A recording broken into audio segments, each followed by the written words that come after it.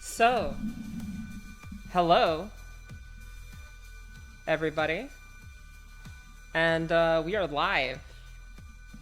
Apologize for that. Had some notifications going off. Gonna put it on Do Not Disturb, and we'll see if we get any viewers. It is a Monday. It's Memorial Day. People are kind of just chilling, and that's totally understandable. Let's see. Oh, let me go ahead and pull up the stream on my second monitor. In the meantime, we have a bot. A bot. Dude. Bots are not allowed.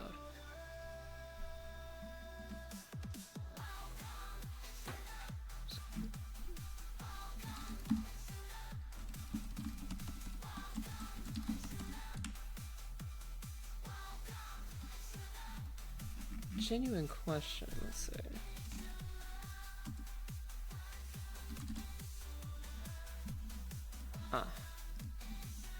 There we go. Hope everybody's doing well. If you do hear my voice.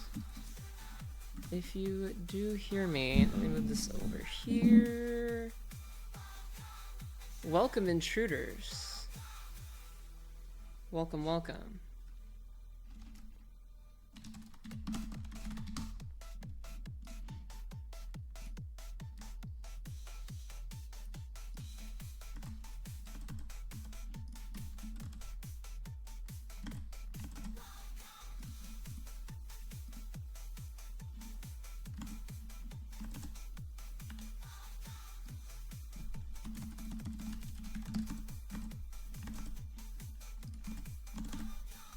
If you are new here, welcome to the S1REN official family. Second, guys, I will take a look at that chat. I just got to go through my authenticator app.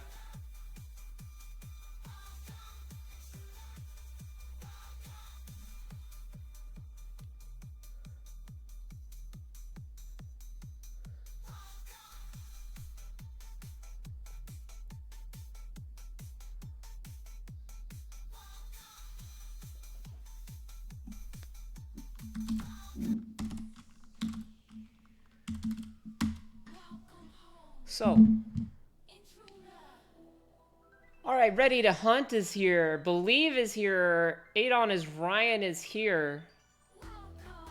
Some of my top followers, dude, on point with this. Welcome back to S1REN official. Let me just get my laptop up, that way I can have the chat like kind of full screened on it. Sorry for moving the mic around. Hope everybody had a good weekend and you were enjoying your Memorial Day.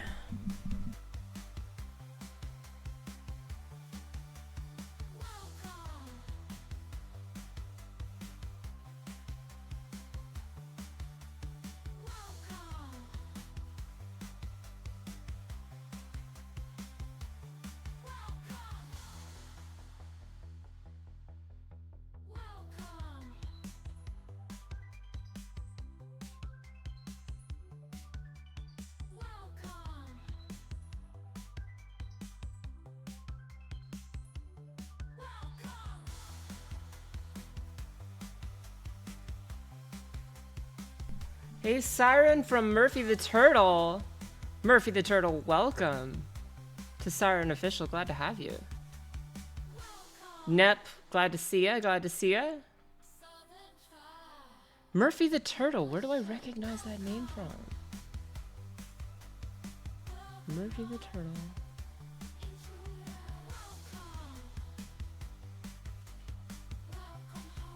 Well, welcome to the channel. Murphy. Welcome to the channel.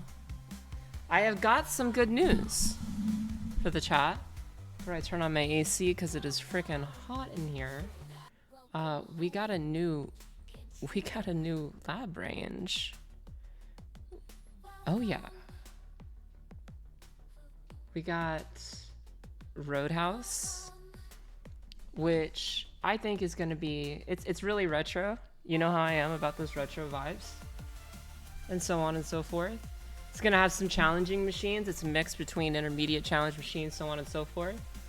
And yeah, we're just gonna be kind of rocking and rolling through it. D. Guerrero says, "Hi, Siren. Welcome, D. Guerrero 1981. Glad to have you in the Siren official family." Murphy the Turtle, you might recognize my username from the HTP's CTF. Oh my goodness, Murphy, glad to have you. I know that, Murphy. Murphy, you don't have to say anything else. You don't have to say anything else. Dude, archive.org is getting DDoS. What is the motive or frickin' intent behind archive.org getting DDoS? That makes no sense to me whatsoever. What would even be the motive behind that? It doesn't make sense, dude. It doesn't add up. But Murphy, glad to have you. I know exactly who you are. Glad to have you, Murphy.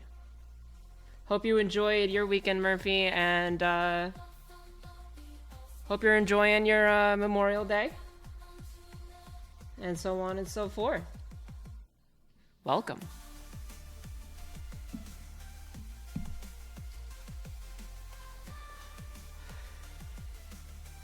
Let's see here. Believe, how are you doing, Believe? Adon is Ryan. It's been a while. It's been a while. I was not able to stream last weekend, guys. I do apologize. There was a global competition, a capture the flag, that I had to assist with. And, you know, it was honestly, it was adrenaline fueled. We rocked that CTF. We absolutely rocked that CTF from Hack the Box. Although we did get beat by Japan and France. It's okay. I got room to improve. We got room to improve. We always remain humble. And we keep learning. D. Giarios 1981 says, "Can I ask for some advice?" Dude, this is an educational cybersecurity stream. You can ask for whatever advice you want to ask for. Just ask away. Don't ask. We once had a question, or a saying, excuse me, when it came to questions, don't ask to ask. Just ask. Just ask. Believe, it's all good. Always happy when you have some time to stream. Dude, thank you, Believe. Thank you. Everything going well with you, with your work, your family? Everything good there? Hope all is well. I work for a tech company for 15 years. I'm interested to start a CTF. What is the best place to start? Okay, so the best place to start with the concept of the capture the flag. You've worked in IT. Have you gotten any certifications? Have you acquired any certifications? Are you interested in any certifications at all? I mean, it depends if you are or you aren't. Because the CTF machines that I end up giving you, here, first off, exclamation point Discord. Second off, join exclamation point. There's our YouTube. And that's good. Third off, bling bling. So, in essence, those are great resources. Let me also hook you up with a blog article that I wrote for this very purpose. Check that out. That's going to show you how to get Kali Linux set up, virtualization set up on your own network. Think local. Remember those words, think local. Think.local. And her MTC says, have my OSCP in like 14 hours. Dude, congratulations. Like you got it, like you passed? Yes, congratulations. Ready to Hunt says, I have a question too. What skills would be needed to become a red teamer? I'm a pen tester right now and have been for 2 years. Well, first things first, if you want to be a red teamer, you're going to need to know your internal network security. That is internal network assessments. In fact, I have, if you ready to hunt, hop in my Discord, and I have like a graph for Active Directory. You know, being able to perform siege testing. It depends on what type of red teaming specialty you want to have. Everybody on a red team has their own specialty, their own job, their own role. Whether it be your binary exploitation expert, right, that gets a hand of a tool that needs to reverse it, that needs to crack it, right? You get your hands on a tool, you need somebody who's a malware reverse engineer to be able to pick that apart with a fine-tooth comb, right? Maybe it's an admin tool or something like that. 2, you need your web experts. You need to be able to, you know, get the foothold. If there's no foothold, that's the most prominent way to get a foothold in an authorized engagement for a red team into your organization that you're performing your services for. 3, your hardware hacker, dude. You got to have a guy that knows hardware like the back of his hand. Reason being, side channel attacks. As new technology comes out, you're going to need somebody with side channel attack knowledge. What about boot tops? What's a boot top? It's where your team can't be for logistical reasons or legal reasons or whatever it is. Although it wouldn't be legal. If it was authorized, you could be on perimeter for whatever reason. It would be logistical reasons, weather, sickness, whatever. Basically, you would want a guy that can configure a boot top for your team with a C2 server, so on and so forth. Also able to perform side channel attacks, hardware attacks, so on and so forth there. Next, you need your logistical manager. That is the person that's going to be hooking you up with the actual engagements, right?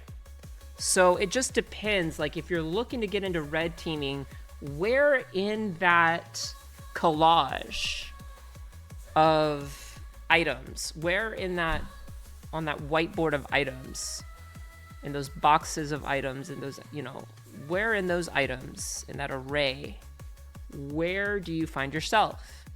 And honestly, that's up to each and every individual. That's up to each and every person to find out for themselves. But I hope that answers your question, Ready to Hunt. What skills do you need? The correct answer is the more the merrier.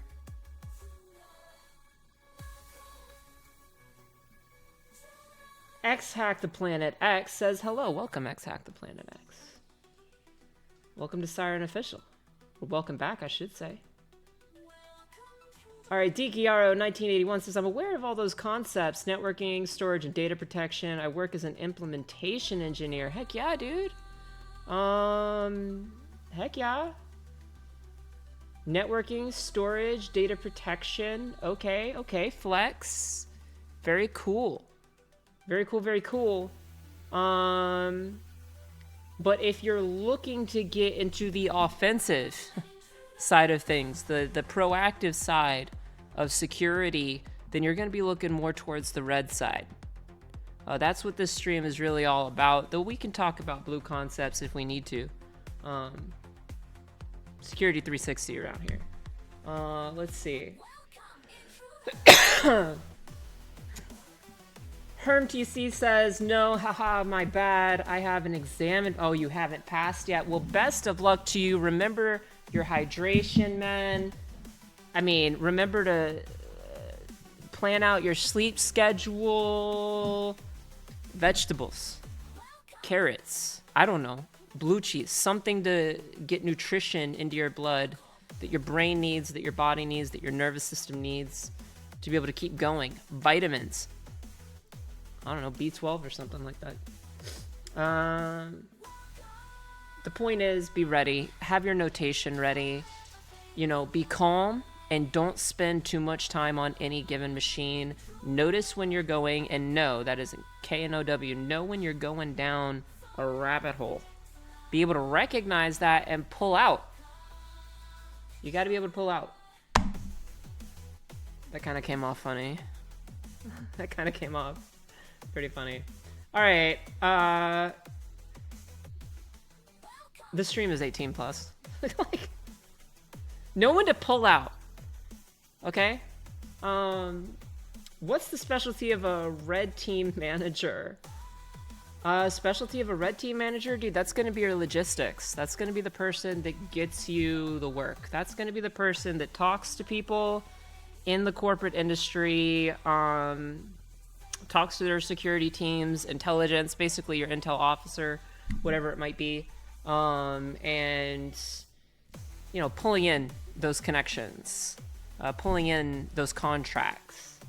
That's ultimately going to lead to your greater success. That is going to lead to your success. Let me take a look here.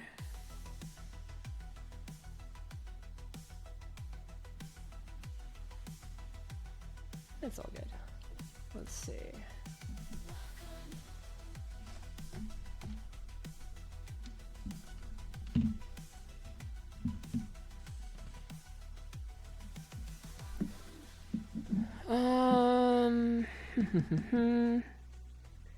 Failed first attempt because of pure time management, dude, or poor time management, dude. That'll do it.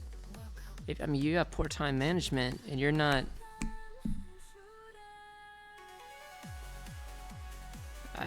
You got poor time management. That's not gonna help. That's not gonna help at all. You have got to be on top of those machines and enumerating all, you know, what is it, still 5 of them or something like that? If there's 5 of them, you got to be enumerating those 5. You know, don't get hooked on one machine. Don't get hooked on it. Okay? You have to know when to move along. You got to know when to move along.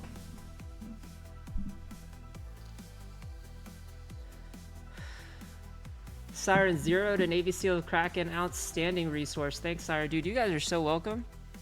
I think I got my reference stuff in there, flat file stuff in there. It's pretty much all in there. It's good stuff. What are we at? 48 subs at 200. If you feel that I have ever provided you with a methodology, or if I have ever provided you with knowledge to help you pass your certifications, I would politely and kindly ask for maybe a subscription to the channel. That is all I'm going to say about that, except for also this. I'm once again asking for your financial support. S1REN_official claims supporting S1REN for 0 bits. This is only if I've helped you. If I haven't helped you, don't worry about it. Don't worry about it. Don't even think about it. Don't you dare subscribe to me. Don't you dare. If I haven't helped you, don't you dare sub. Don't you dare give me your money. Ugh.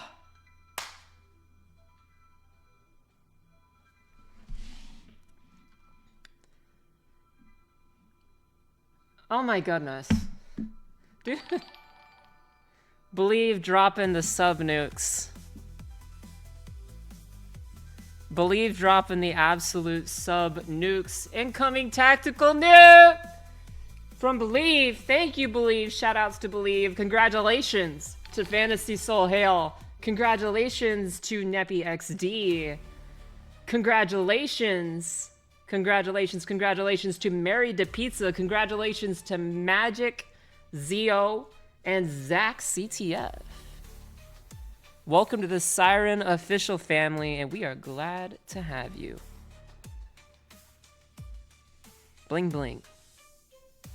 Thank you guys so much for your financial support. Yes, stick around. I will teach you the ways.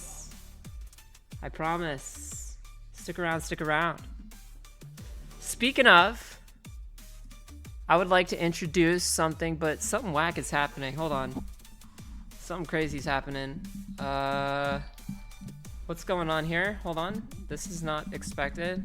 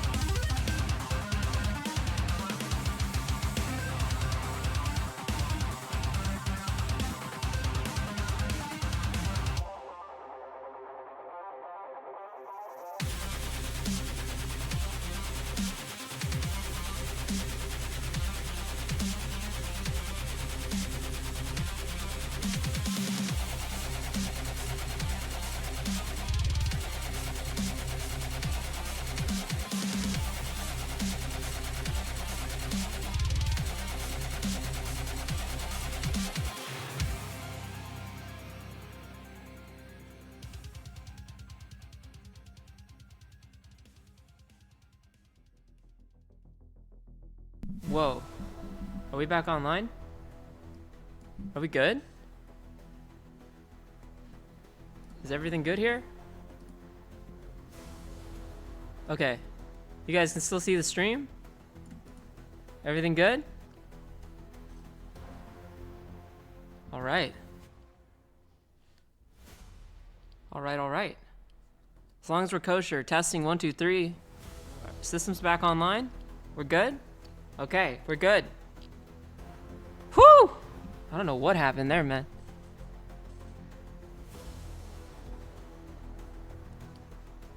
Alright.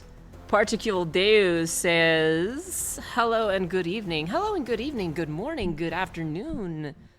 Welcome. Welcome.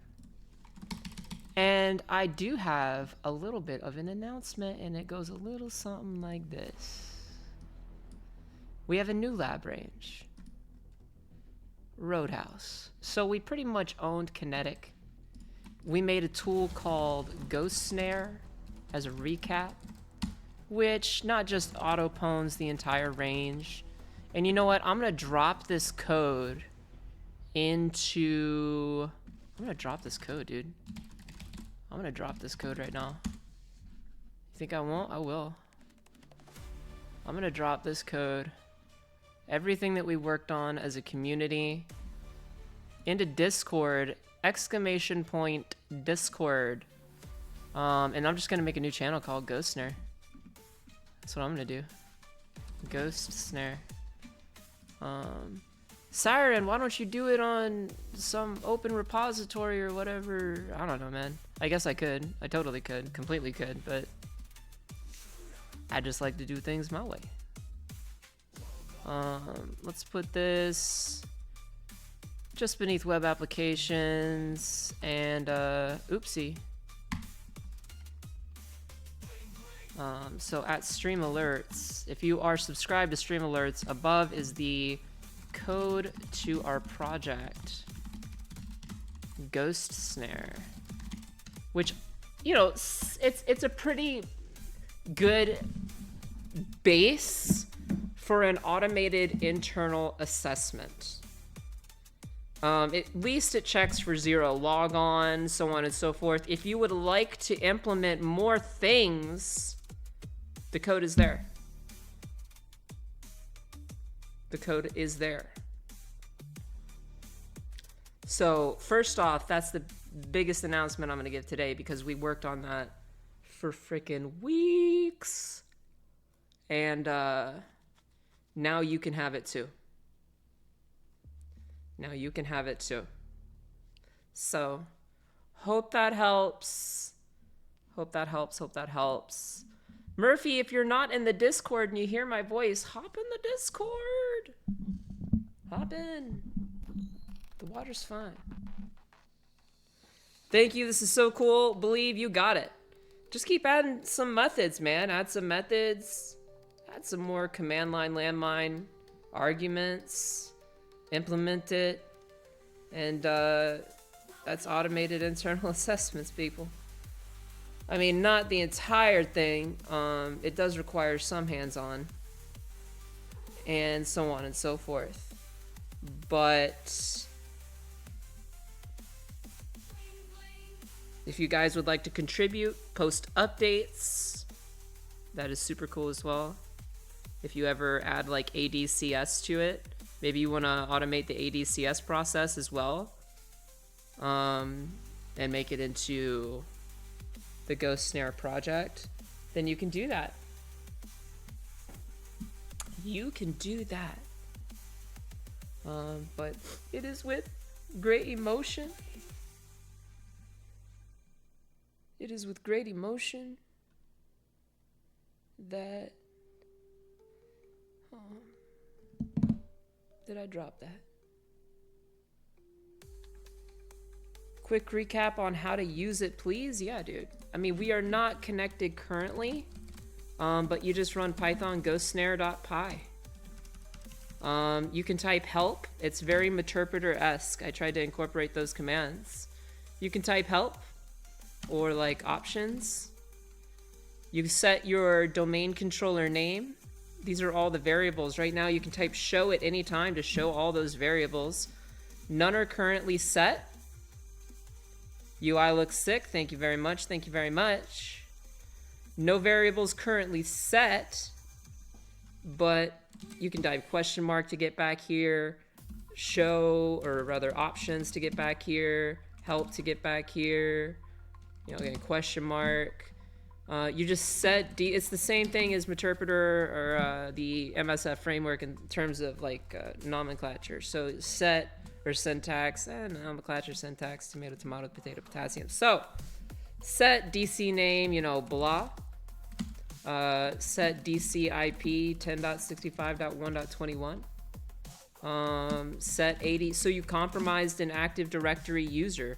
You can also use that. It doesn't just do. It doesn't just test for zero logon. This will also test for, or also provide netexec checks. So it'll also check for guest permissions across the network range. It'll also check to see, you know, check if we pwn the entire network by adding a ghost snare user, ghost user, ghost pass. At any time, you can just type loot and have all of your loot here, which is pretty legit. Further, we also incorporated a secret stump, and we also have not crack map execute, but that NuNu with netexec. We actually have netexec properly incorporated into this. So you can play with netexec too and get it to execute your own commands, implement your own commands off the command line landmine, make it whatever you want, really, truthfully. But check out the Ghost Snare channel in Discord. Again, that is !Discord, Ghost Snare. It's a channel dedicated to it. Yeah. I mean, I would give a demo of it, but right now I have Roadhouse as an active network. If you would like, subscribe to Kinetic Labs and get your hands on with, get hands on with it. Use it. Get hands on with it, use it, have fun with it, ask questions if you must, but please don't just use a tool. Learn about what it does. What is zero logon? Why does it have a 1 in 256 chance every single time of breaking the encryption? You know, what's going on there? What is secret stump? What is impacket? If you're new to cybersecurity, dive into those things that are present in Ghost Snare, and you will learn a lot. You will learn a great deal. A great deal. But this one is active for me currently for the week. And if I were to take this down and demonstrate Ghost Snare, I mean, it would... Maynard is a welcomed intruder. Welcome, Maynard. Glad to have you here. Welcome to the SlayerLabs official family. That ain't Maynard from Tool, is it? That can't be. No, it wouldn't be. It wouldn't be. One of my heroes? Couldn't be. Couldn't be. Couldn't be. Wouldn't be. Well, welcome, Maynard. Anyway, Maynard Triple D to the SlayerLabs official family. Next up, you can have dump secrets. Yeah, we had that. You could set the IP range, or you can set a single IP address. Okay? So single IP scanning or IP range. I have it set to take a range first. That way, if you want to set a single IP, you can do that. It's kind of logical in that way. Same way that it's our hosts in like plural in Meterpreter, or not in Meterpreter, but in the MSF framework, then we have that kind of here as well. So that would just be IP range. And then I don't know what else to say. You can also use this for ghost blood. So let's say you crack an AD user. You just set your AD user. You set the AD user's pass, right, in your internal assessment, and run ghost blood. And then what is Ghostblood gonna do? It's gonna create, let's go back. Let's go to machines, CD SlayerLabs, CD Ghost Snare. It's gonna create, well, I don't have it here, unless I did. I don't think I do. It's gonna create a bunch of JSON data that you can incorporate and bring into Bloodhound. That is the Bloodhound GUI, graphical user interface. Right?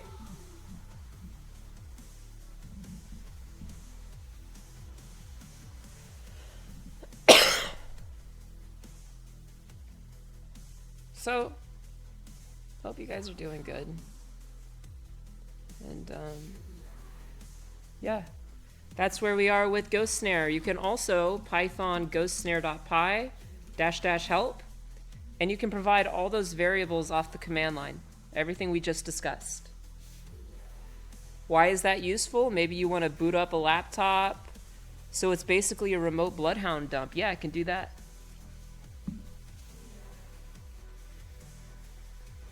Yeah. 100%. That's what that command does. Ghostblood. 100%, dude. 100%, you got it.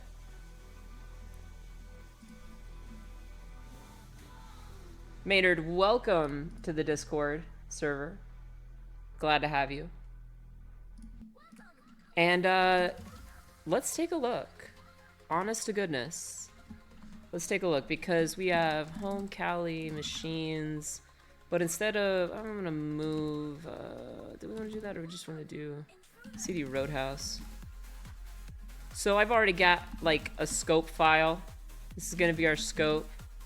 Already got some nmap output, and I mean, I'm not gonna start off on nothing. And I've already got this. So here we are with Roadhouse. In fact, we're gonna go over to here and go to SlayerLabs. And then we're gonna pull up Roadhouse, and I'm gonna pipe the audio. Lower the music here for a moment, up the desktop audio. And we're gonna go to Ranges Roadhouse. And if you wanna know what we're gonna be doing this week, or well, this coming weekend, and so on and so forth, it is this. At least we plan to. And I wish this would load. I might need to load in Firefox. Un momento, un momento. Here we go. Here it is.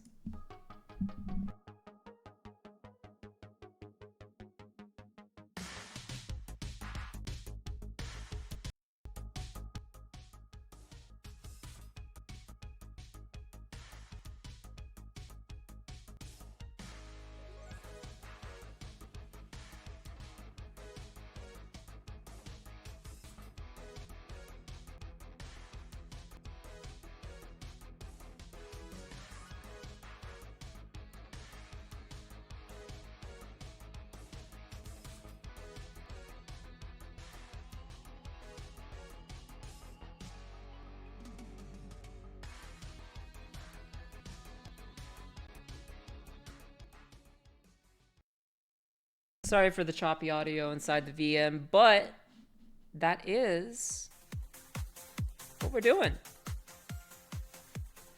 That is what we're going to be doing.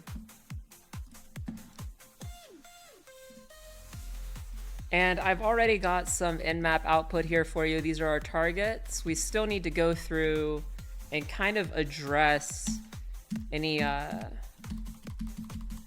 versioning information, so on and so forth. We need to address any out-of-date services, target machines, so on and so forth. Bling bling. So, before we proceed, I need to get in some jumping jacks. It's just my daily routine. I need to get in some jumping jacks. Take your time. If you would like to access SlayerLabs, now is the time. If you want to follow along, now is the time. You just send them an email. I think it's like damn $20 or $15 a month or whatever it is, and you get access. Yeah, 100%. 100%. Is the screen looking good? Is everything kosher there? Like, hold on, let me make sure everything is looking good there. Like, everything is okay, right? I think it may be a little squished. That's the browsers. Let me see the screen, Callie. Ah, there we go. Of course. Of course. Well, you know what? That is the best I can do because I have like a super wide monitor. I don't know what else to do there. But you know, we'll work with what's on screen. If you can't see anything on screen, please let me know. And I'm gonna do some jumping jacks, so I'll be right back. Make sure to get your exercise in, guys.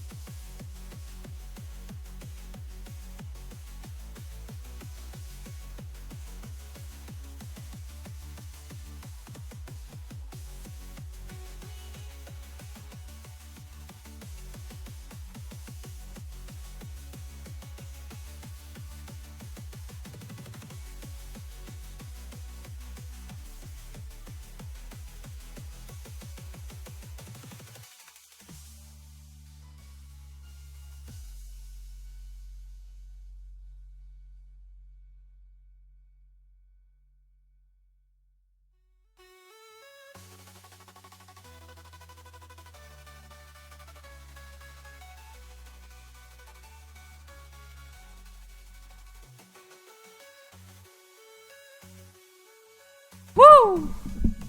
Alright, that's set 3 complete. See, it doesn't take long, guys and gals, and anything in between. It don't take long. It don't take long. It don't take long at all. Boys and girls, it don't take long at all. And you can get your exercise in, keep your heart healthy. You know, watch what you eat. Be conscious of what you eat. You know? Not all, I mean, how you gonna be learning off of garbage food, man? How you gonna be learning? I mean, if that's all you can afford, that's all you can afford. I get it. I've been there. Oh, I've been there. I've been there, man. Ramen. But, you know, be conscious of what you eat. You know, be conscious of what you eat. Like they say, you are what you eat. Let me get my water here. And, we're gonna be tackling this together. I mean, do we want to go straight for domain admin? Nah, man, come on. We're gonna try and focus on some web applications. Ah. Goodness gracious. All right. Let me lower the music here for a minute.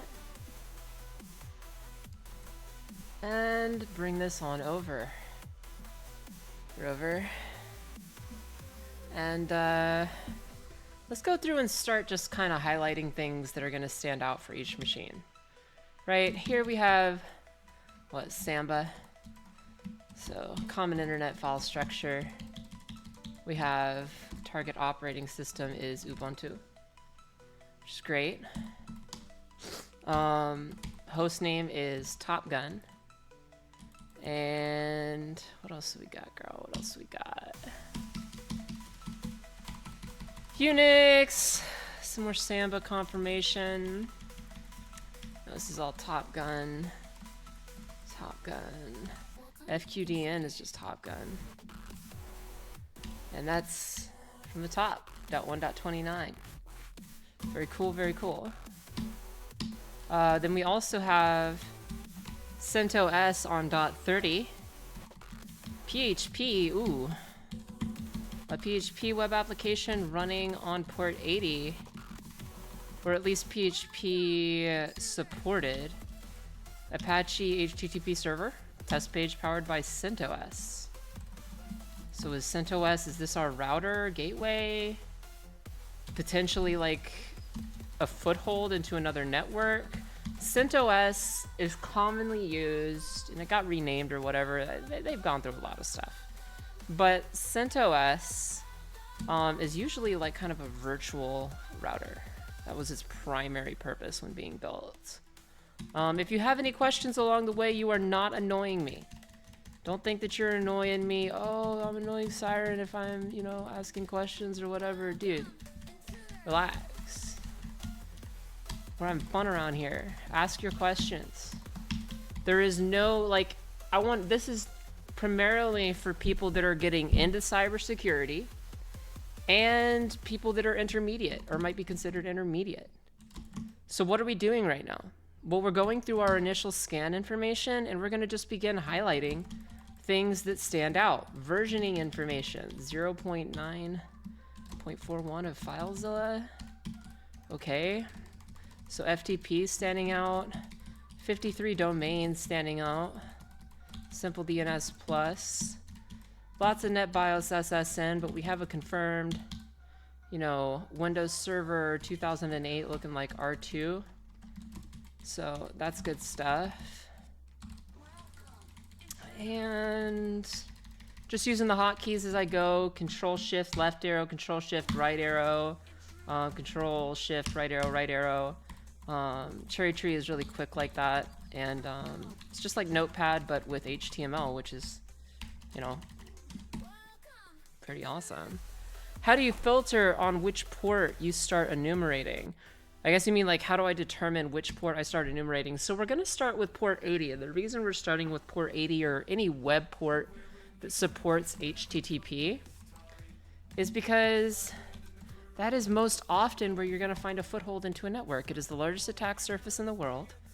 And it always has been, and it might even always will be. So long as there's websites, it's the largest attack surface. And we specialize in that around here. So definitely check in for port 80, 8080, 443 for SSL, right? 8,000 common ones I've discovered in the past, 10,000, 10,001, 10443, you know, 108080, 1080, or 10,080. Just lots. Lots of stuff. Let's see. Windows Server 2008. So we're just going to be doing some highlighting today. And we're going to be doing a little preliminary enumeration on a web server. And that's kind of the plan. And then we'll see if we can get this uploaded to YouTube. SSL Bloodsport. Ooh. If I see an SSL with I mean, that could be a hint. Are we thinking Heartbleed here? Are we thinking there's Heartbleed? Question mark?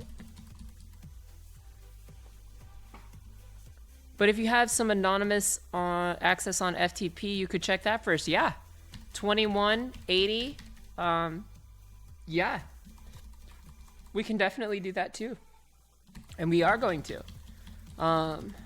But if I'm prioritizing across an entire range, my foothold is not going to come through the FTP. It would only come through the FTP if it had a world writable, or if it had, or if it wrote to a directory from a web root, a web accessible resource. I could upload a payload via FTP all day, all night, but that doesn't matter. That doesn't matter if I can't get it to execute. I can upload a backdoor all day, all night over FTP, but if I can't get it to execute or find where it is located from a web perspective, where are those files stored, or, you know, then there's nothing. So I usually start with the web. And that's why I start with the web. But yeah, definitely FTP anonymous access is the quickest check you can make.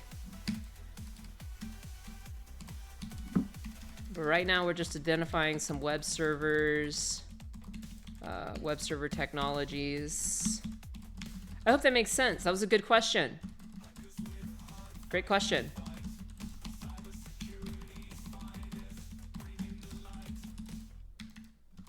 Berlang, port mapper daemon. CouchDB, hello.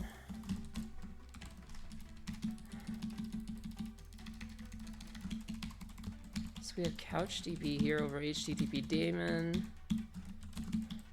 Erlang OTP 19. This will be cool. More CouchDB confirmation. I see something like that and it gets the bold underline. It gets the lumber.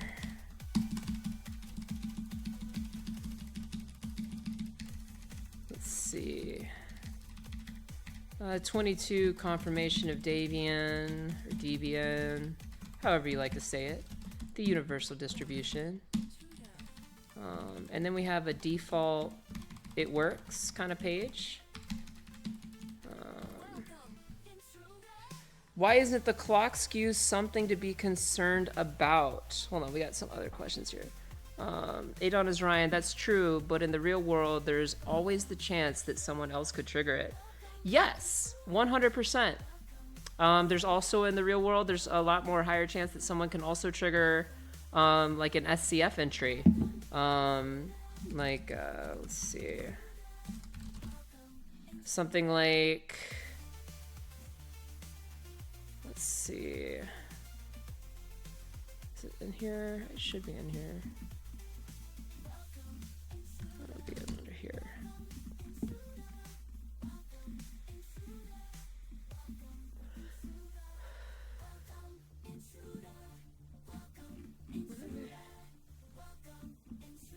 It's in here somewhere. But uploading a vulnerable SCF file and having someone like access the .ico or icon, which gets passed back.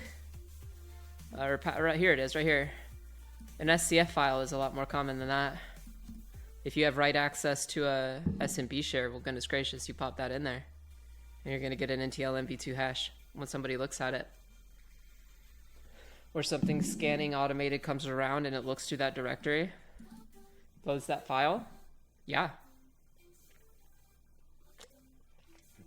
We're going to get that respective account's NTL MV2 hash. Clock skew? Not sure. Are you talking about like the remote NTLM theft would work too, right? Not sure. NTLM theft, is that a tool? I mean, responder, NTLM relay, SMB relay, whatever it might be.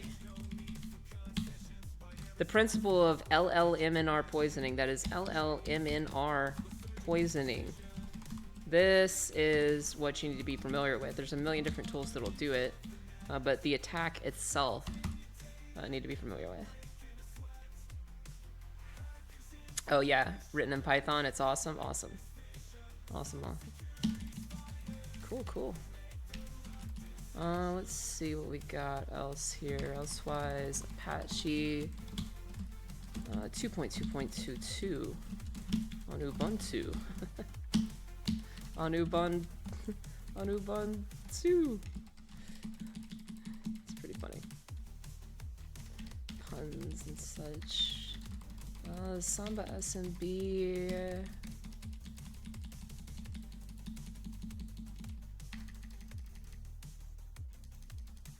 What do we have in terms of methods that are permitted? Literal.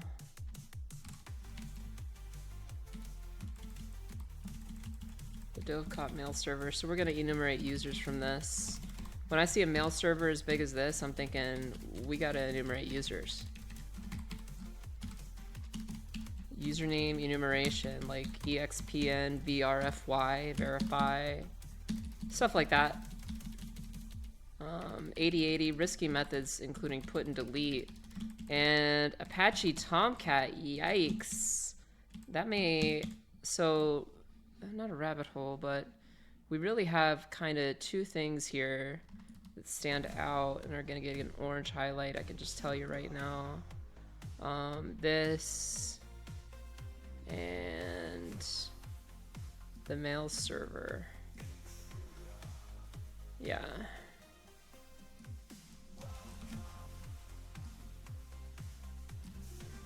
We'll be revisiting these. Definitely. Additionally, we have a lot of SMB coming back here.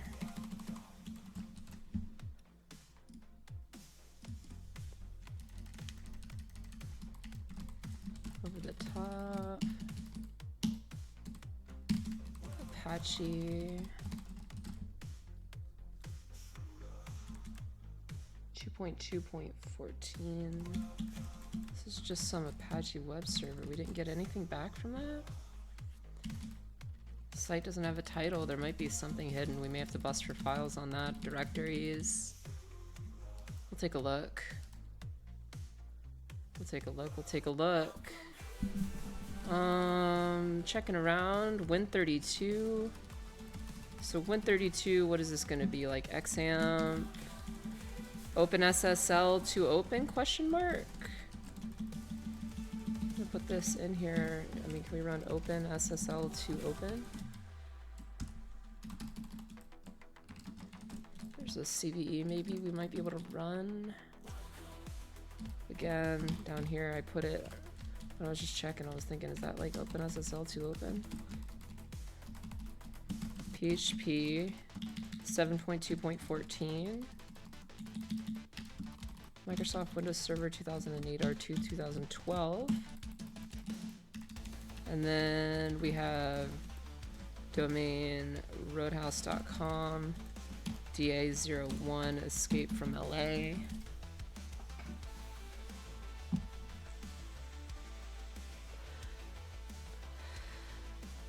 SMB Stone Cold Coder. It says server message block always triggers using in packet in my mind? Well, yeah, in packet is written for SMB. It is written for you know, aggressive actions related to SMB. In fact, let's pull up in packet for anybody new. What is in packet? All right. In packet. In packet is used in a lot of tools. Was originally created by SecureAuth and now maintained by Fortis Core Security. In packet is a collection of Python classes for working with network protocols. So not really just SMB, but also things like LDAP, for example, HTTP. In packet is focused on providing low-level programmatic access to the packets. And for some protocols, SMB 1 through 3, Microsoft Remote Procedure Call, the protocol implementation itself. Packets can be constructed from scratch as well from raw data, and the object-oriented API makes it simple to work with deep hierarchies of protocols. So many tools have been created, such as NetExec, that is based off of the in-packet library. Execute across an entire domain, series of, well, commands, protocols. This is like what came from, what arose from in-packet. I don't know any other way to put that, but I hope that makes sense. As far as you can see, enumeration is key. That is correct. Enumeration is 100% of the game. Not 99.99999%. It is 100% of the game. Your enumeration, if you miss something, that's on you. You know what I mean? Like, God, if we miss something, that's on us. As penetration testers, that is on us. So, target name, Roadhouse. Hold on, we're getting something here. 3389, Roadhouse, escape from LA. So, DNS domain name is roadhouse.com. DNS computer name, so this would be like DC01 in syntax or nomenclature, but escapefromla.roadhouse.com. That could be useful later. It will be, well, it could be, it will be extremely useful. Microsoft HTTP API. I mean, nothing found here, but there might be something left behind. There might be something there. Let's see.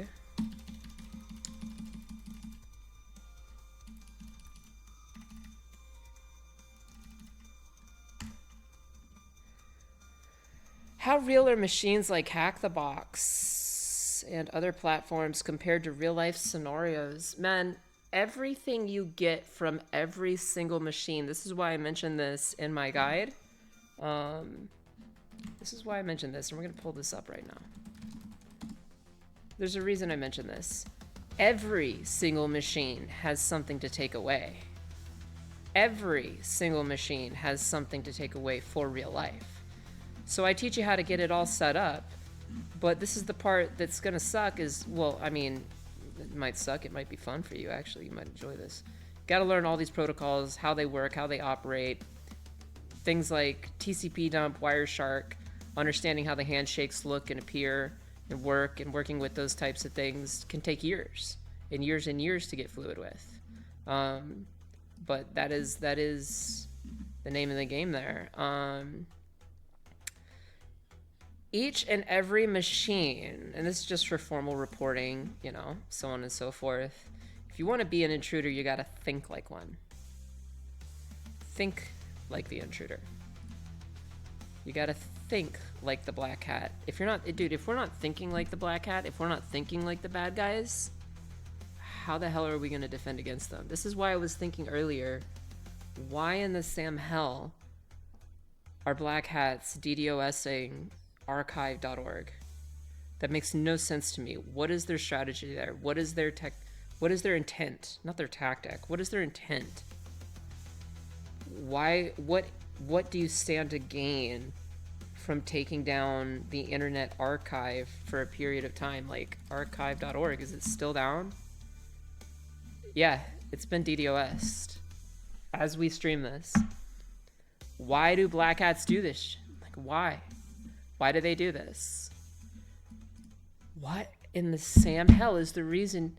Maybe it's just to distract us. Because, like, why would you take down the archive? Why would you just snapshots of websites? It doesn't remove anything. They're not removing the actual intelligence or actual data. They're just bringing it offline. What happened on the internet that they're trying to, maybe they're something they left behind or they screwed up in a footprint on the internet that they're trying to hide? I don't know. I'm not sure. I'm not sure. But think like the intruder, dude. You gotta think like one. Also, like all these machines here, what machines should I work on and in order? I got you. What's a character limit there? Oops. Yeah, who knows? Gunvoid Walker, who knows?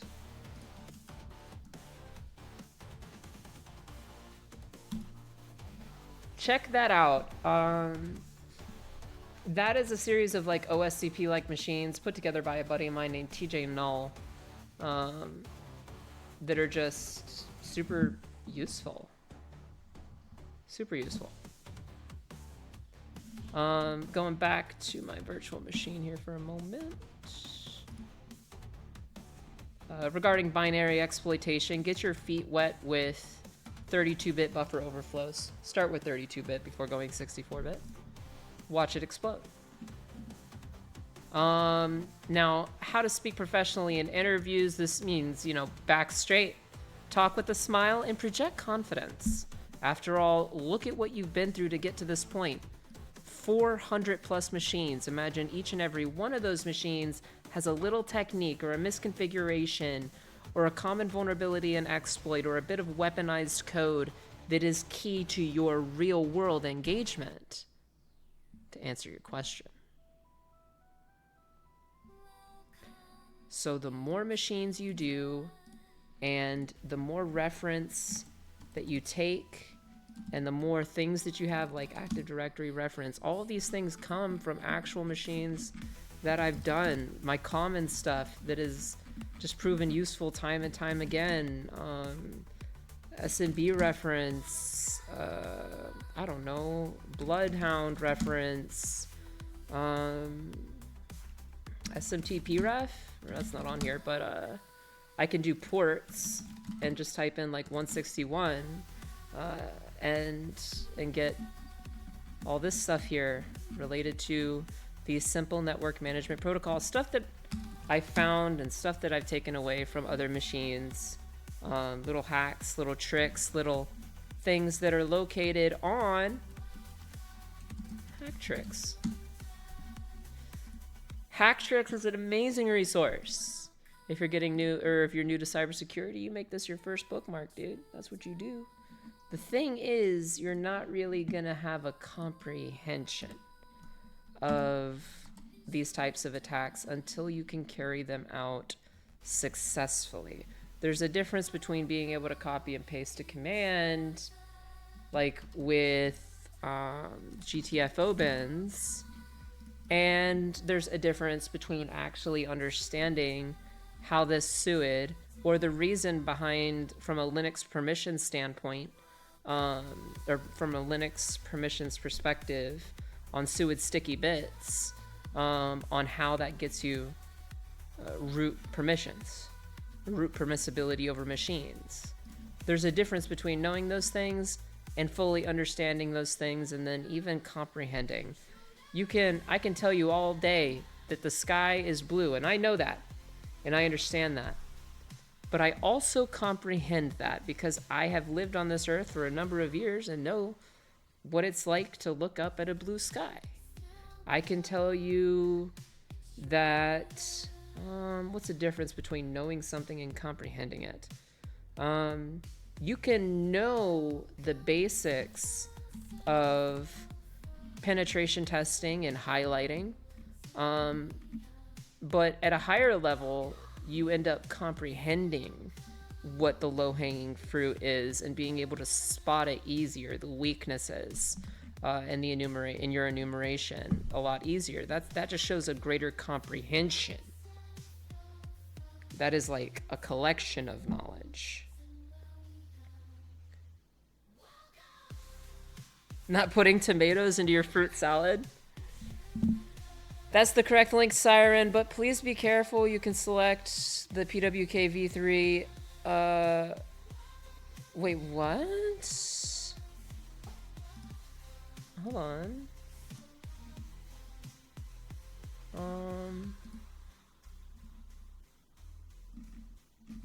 Yeah, I don't see why that's not an issue. That's just updated. There's nothing to be careful with there. That just means he's kept it updated. Created by TJ Null, yeah. Disclaimer, the boxes that are contained in this list should be used as a way to get started, to build your practical skills or brush up on any weak points that you may have in your pen testing methodology. This is not a substitute to the actual lab environment in the PWK or OSCP course, not even close, not even remotely close. When you are taking the course, it is encouraged that you go through every system that is in the PWK and OSCP lab environment. I would encourage this to my students as well. You guys get the picture. Let's get back to enumerating.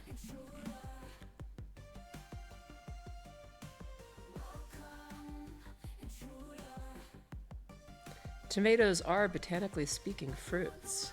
Dude, I heard about that a tomato is actually a fruit and not a vegetable.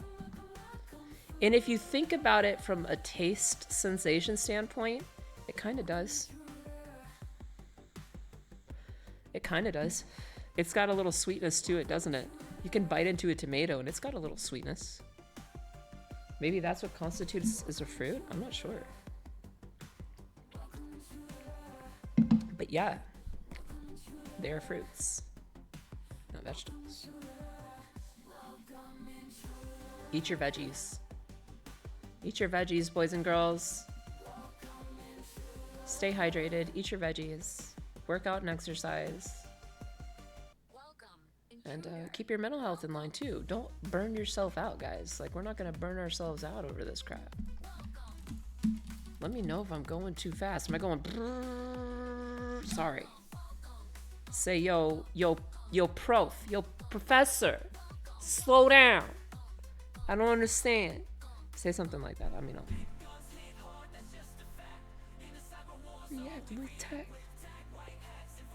Hi, Siren.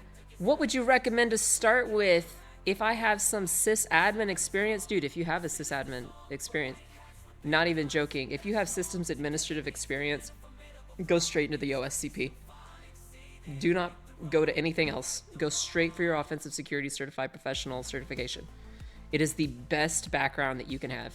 If you understand Linux systems, Windows systems, TCP, IP network infrastructure, I mean, you're already a sysadmin. You've worked with Bash. You've maybe worked with a little bit of Python. Dude, what are you waiting for? Get inside the OSCP lab range. Go for it. Go for it. 100%. Gemini recommends to eat a stone a day. Well, Gemini is AI and AI is an that doesn't make sense. What does that? Why would Gemini recommend to eat? What is it? How do you know? Apparently scraped it from an onion piece. Oh, it scraped it from an onion piece's satire. Ah. Yeah. Yeah, don't eat stones, guys. Don't be silly. Don't eat rocks. Company branches. We have an HTTP title. We actually have a website here. Save this.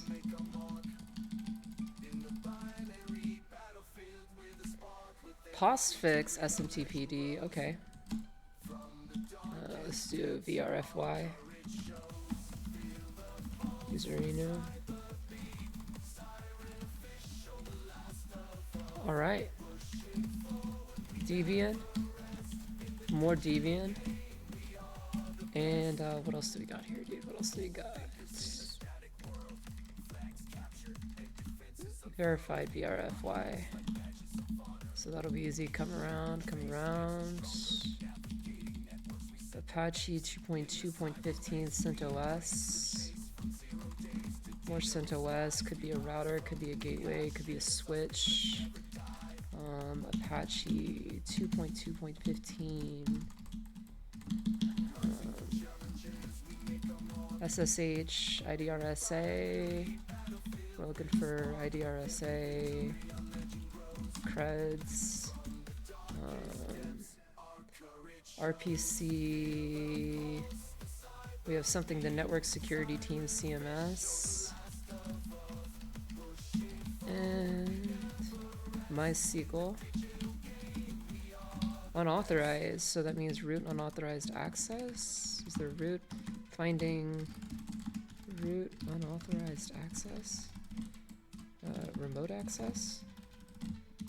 Creds into SSH. Into shell. Just a potential series of vectors there. 71. You're just watching me today. You're just watching me go through some enumeration. That way, come next week, we're all good. You know what I mean? And some questions in the meantime. Oh, let's see.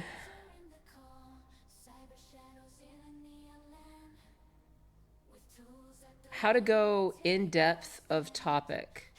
I'm gonna need that in English. How to go in depth of topic. How to go in depth into a topic. You just do. They say that the more you know something, the better you can teach it. It's a very, actually, strict truth. You only know something as well as you can teach it to others. So what do we have here? 132 processes, OpenSSL. Again, I'm thinking OpenSSL to open. OpenSSL to open. I might be scratching this from my list. It might be wrong. It might have been 1.0.1. I'm not sure. I don't recall, but I'm going to put it there nonetheless. PHP. A web server on 443, so SSL, Win32. What is that? XAMPP. XAMPP Apache server. Seeing into those wires, man. Let's see. But the most important thing is bling bling. Dude, bling bling. I think I have that here somewhere. First off, dude. Second off, S1REN_official played dude for 0 bling bling.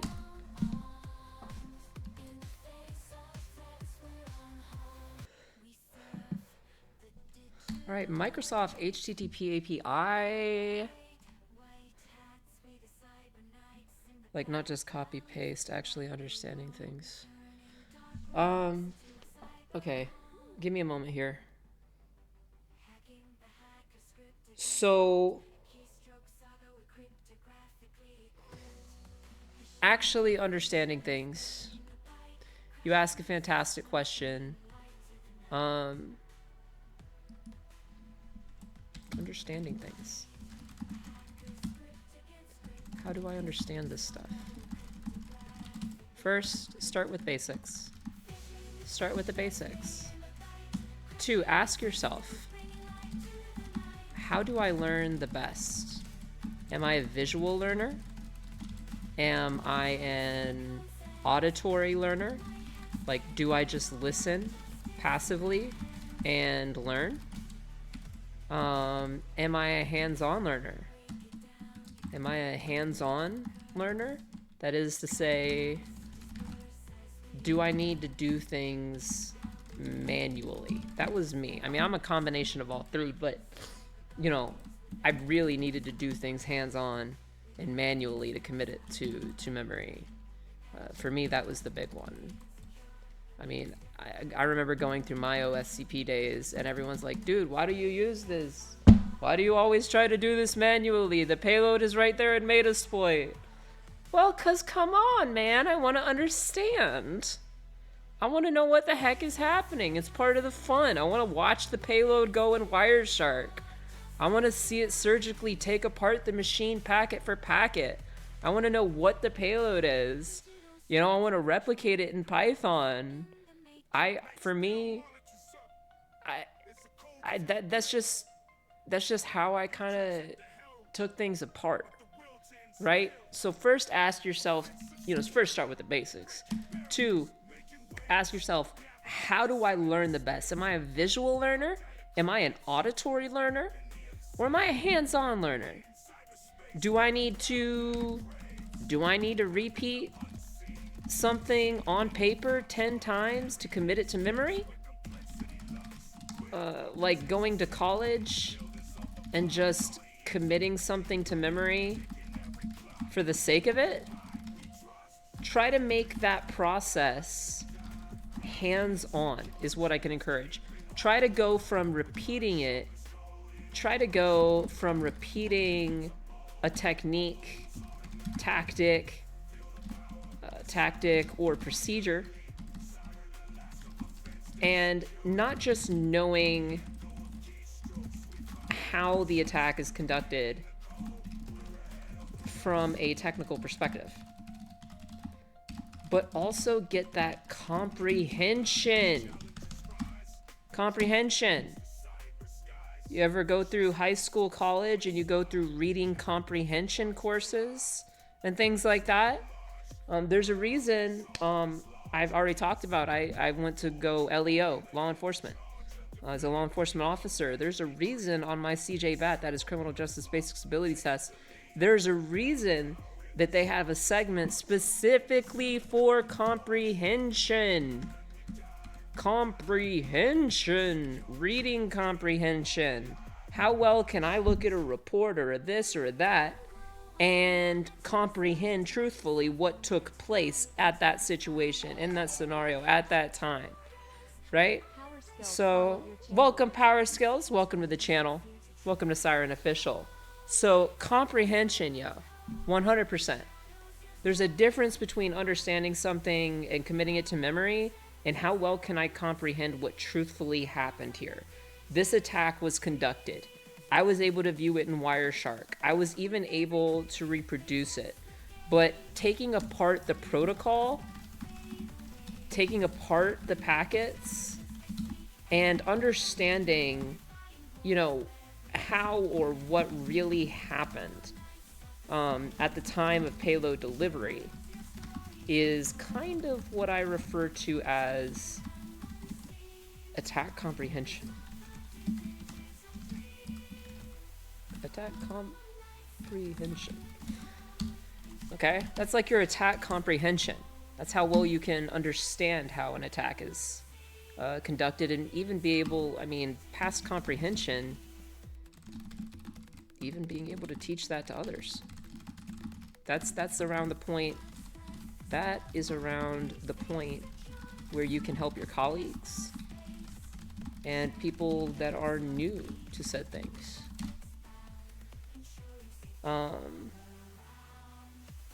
Hello there, thank you. Welcome to Intruder. That's nice. Yeah, dude.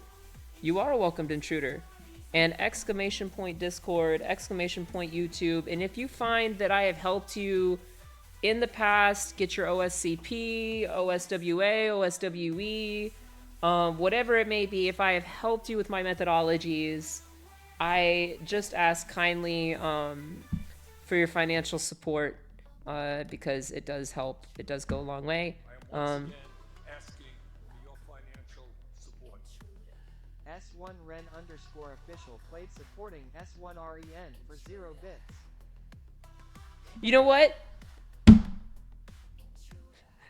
Don't you dare support me. Don't you dare. Don't you dare support me. How dare you? How dare you? No, if you can afford it, great. If you can't, I get it. You know what I mean? If you can, great. If you can't, I totally get it. But you also get subscription benefits, bits, maybe little emojis. Maybe we can work on that later. But Apache Tomcat. It's hard to believe it's a Monday. I have Monday off and we're just chilling here, man. Having a good time.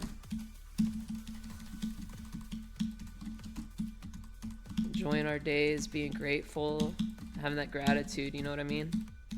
And shout outs to our veterans, to our military veterans, and a moment of silence since this is Memorial Day. Just a moment of silence for every man, woman, and child who's passed for our freedom during times of war.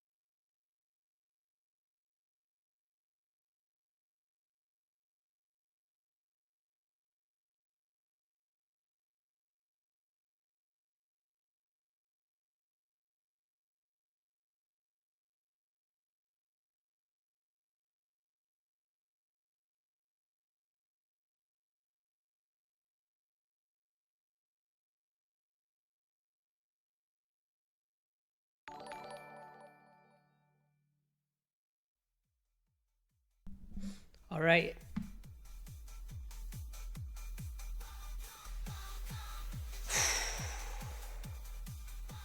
Thank you to any families who have had any fallen heroes. I am Vico. Welcome back to the stream, and happy Memorial Day to you. Hope you're enjoying a good day off at work. Now let's go ahead and let's get back to things. Bit emotional there. Let's try and get back. Let's try and focus back.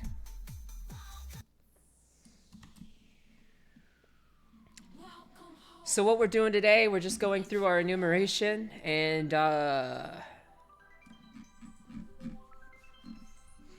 you know, pulling out any weak points. Anything that we can spot that'll help us down the line.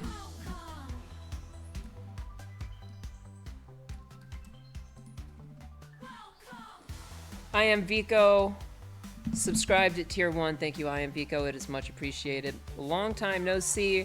I've been competing in that the global CTF, dude. We had that global capture the flag.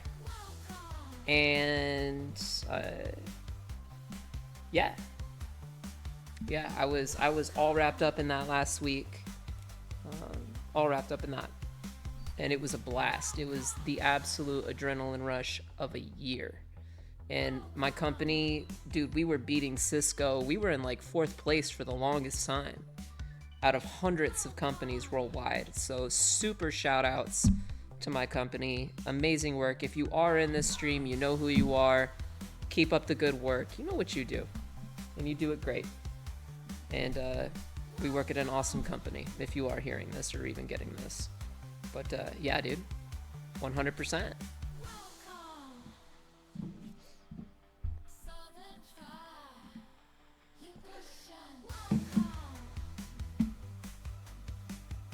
Let's see. OpenSSH, Debian.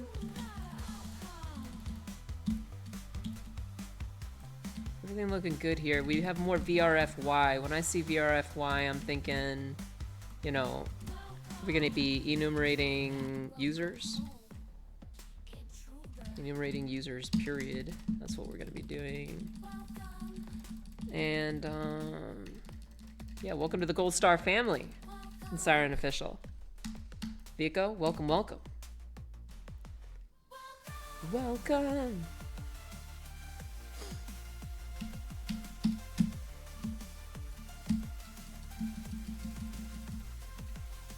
And so we had root unauthorized access into maybe remote access, creds from the data bank into SSH into a shell. That's just one such attack vector, or series of attack vectors that we could go down. One such attack vector, excuse me.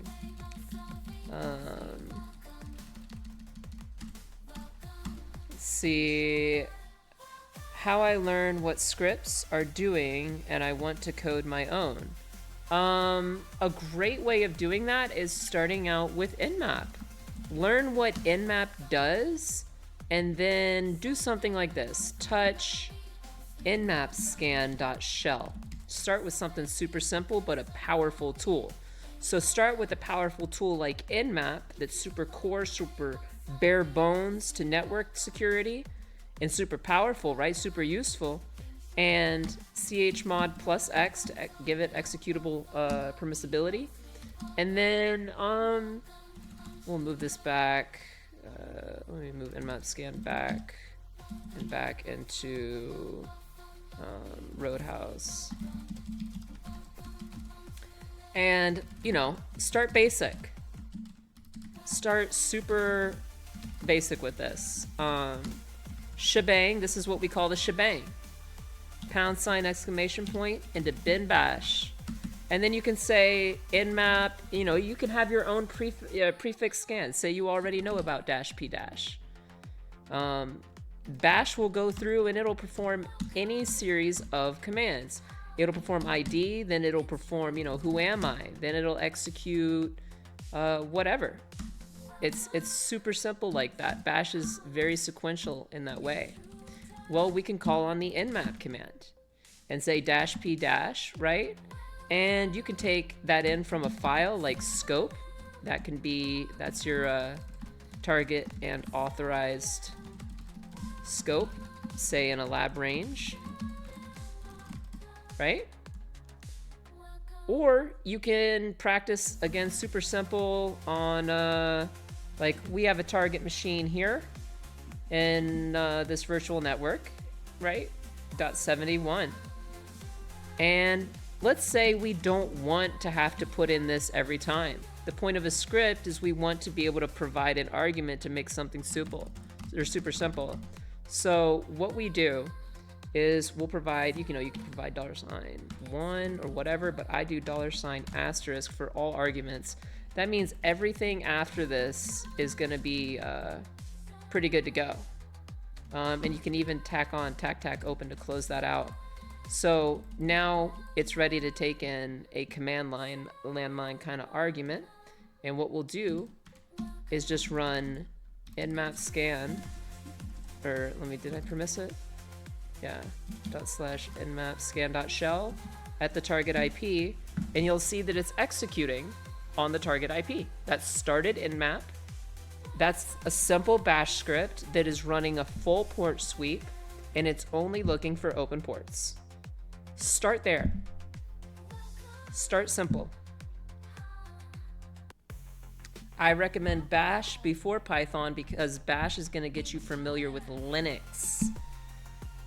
And you're going to be using a lot of Linux. Intruder, A lot of it. All right? You can even hit the return key and see it going. Maynard subscribed with Prime. Welcome, Maynard, to the SIREN Official family.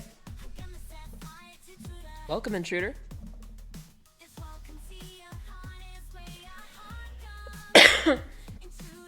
Welcome, welcome. Let's take a look around. Service info, total recall. We have Windows, Microsoft Windows, you know, things that stand out to me. Eventually, it's kind of like the Matrix, you know. How do you look at this and understand this? I don't know. I see red hair, blonde, brunette. Eventually, you just see the things that stand out. Like we have operating system confirmation, a more specific version. We have a domain repetition of roadhouse.com. Then we have a DCO1 entry. And let me re-highlight this. Re-highlight this. Re-highlight this. So that's more roadhouse.com. And then I see total recall.roadhouse.com. And I do see SMB2 security mode, message signing enabled, but not required. That could come in handy down the line for understanding why a tool either does work or doesn't work. And just moving on down, we have Java RMI. This sounds like maybe a deserialization exploit. So I'm looking at this and I'm thinking, you know, why so serial? Maybe we get some why so serial hands-on. And that could be set attack vector, you know, already handled. You know what I mean? Already solved. If you get my drift. So it's all in your enumeration, and the more that you repeat this process, and the more ranges you go through, and the more machines you go through, the more you're going to be able to find the lowest hanging fruit of that tree, right? Thanks for all your advice and time. Dude, The Art of War 26, you are so welcome. 100%. You are so welcome, my friend. Let's see, what else do we got? What else we got? RPC over HTTP. Evil WinRM? Yikes. Yikes. More Java deserialization. An A-chat system. What is this? A chat system? Chat logs? Usernames? Left behind passwords? Endpoints? Domains? So a chat system, that could be cool. I love it when, you know, they like incorporate kind of IRC chats. One day we'll be able to have like an open VPN where bots and AI can talk in a chat, like, and actually, dude, and talk about the actual like lore of what's going on at the organization. How sick of a lab would that be? And then you could always have that open, and then they sometimes eschew like information. These bots like give out too much, and one of these AIs is programmed to be like a little too, dude, how sick would that be? How sick would that be? It would be nuts. That would be awesome. That'd be like simulated old school days of IRC protocol, but actually geared towards teaching people while going through a lab range while on their own, and they may not have support, right? And they could actually that's using AI. That's incorporating AI into virtual networks, and that would be some super sickness. Super sickness.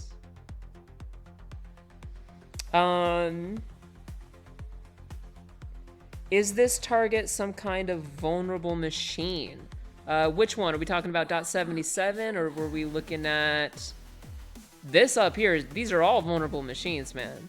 These are all vulnerable machines. Make no mistake. Let me just drop this. Like, there's a lot of redundant information here. I just do not need to see. I like to trim stuff up. System time. I don't need to see that. I can access that other ways anyway. If you can, the better you get at this, the more you can condense the relevant information. We have an OS confirmation of FreeBSD. So this is going to be potentially a hard privilege escalation. Again, FreeBSD. And the reason we highlight these kind of important things is so that when we're scrolling, we're not just seeing white text. We're seeing the stuff that stands out.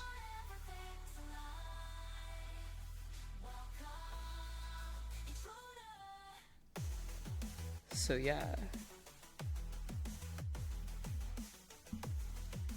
Hope that helps. Message signing is disabled. This is dangerous but default. 1 second. Gonna orange this. Not cool there, not cool.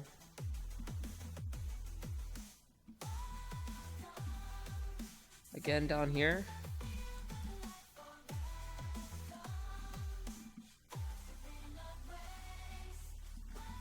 I can clean this up. Like, do I need to see the default rate limit? No, come on. Of course not. I need to see all this? No. Clock skew results. This is good extra IP information for associated machines. So I'm gonna keep that. Kind of like an art table or something. Again, message signing is disabled here. Dangerous, but it is the default. Seeing that pattern starting to kind of arise.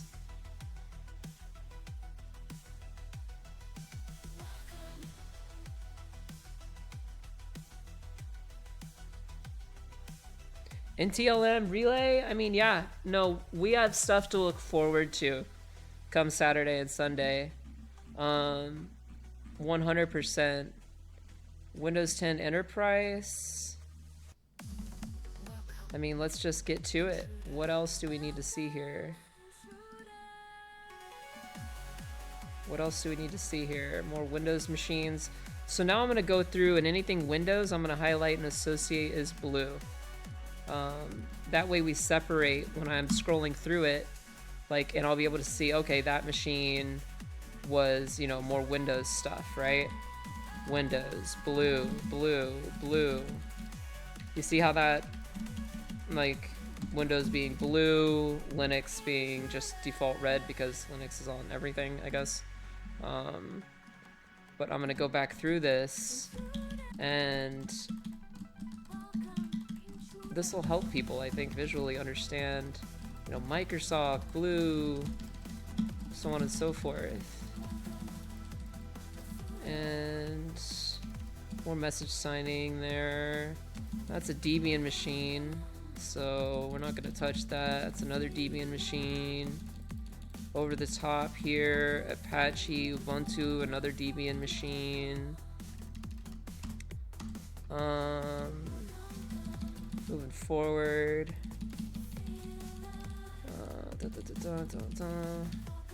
More Linux. And then we have some Microsoft Windows.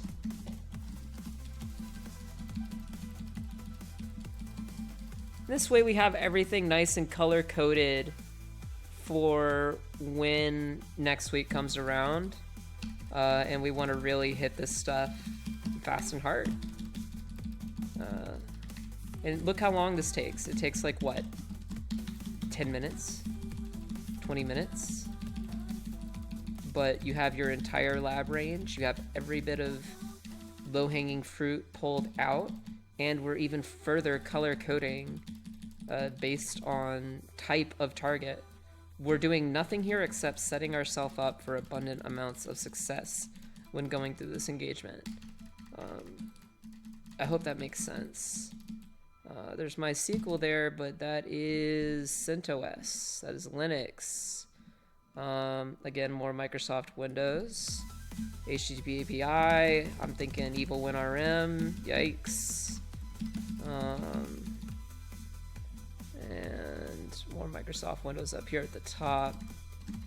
The eye reads from left to right, more specifically top left to bottom right. Fun facts when doing your notation. Little neuroscience there. But the eye reads, we read from top left in English to bottom right. It's the way we're raised, it's the way we're taught. So that's why in websites or on websites, like you'll have, why do you think we make websites up here with usually the logo in the top left? Boom. It's because the eye reads from left to right. So that's what we do here. Drop a little neuroscience knowledge in there. And let's see what else we got. All this RPC stuff. My MS RPC or Microsoft RPC.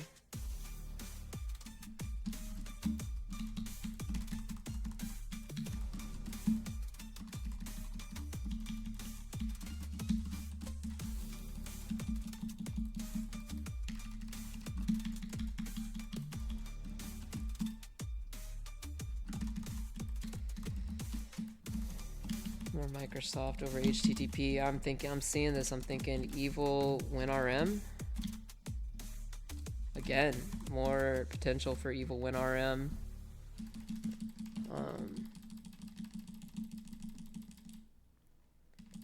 If you have any questions about what I'm highlighting, why I'm highlighting it in these colors, you know, please ask.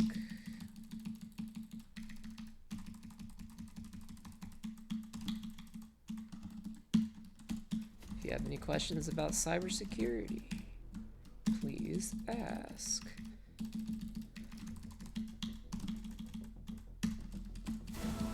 And I will do my best to answer.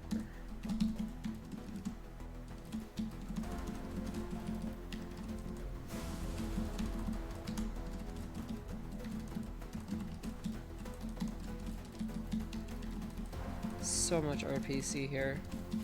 What on earth is this machine doing? Typical RPC ports, actually. I thought it was going to continue. FreeBSD Linux. Microsoft IIS 10.0.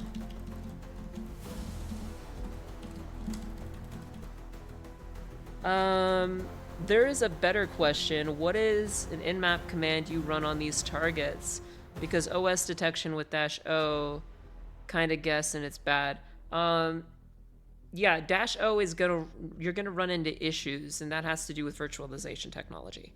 When you run -O on some of these things, you can end up getting like a whole bunch of gargly look hexadecimal signature value information back. And that has to do with not just hypervisors but and virtualization, but it has to do with signature identification of the operating system and how nmap runs into those issues. So how do we look for confirmation? We do it with service version information instead. If we can't get it through -O, dude, buy the ports. You know, in the ports we trust. If there are Microsoft specific ports, like why ping a computer? You can, I mean, yeah, you could ping a computer and get a certain amount of bytes back, and that'll tell you whether it's Windows or Linux. But at the end of the day, look at how easy it is to tack on a service version like a -SV, do a simple banner grab, and just determine every single machine that is Windows versus Linux. I mean, kabang.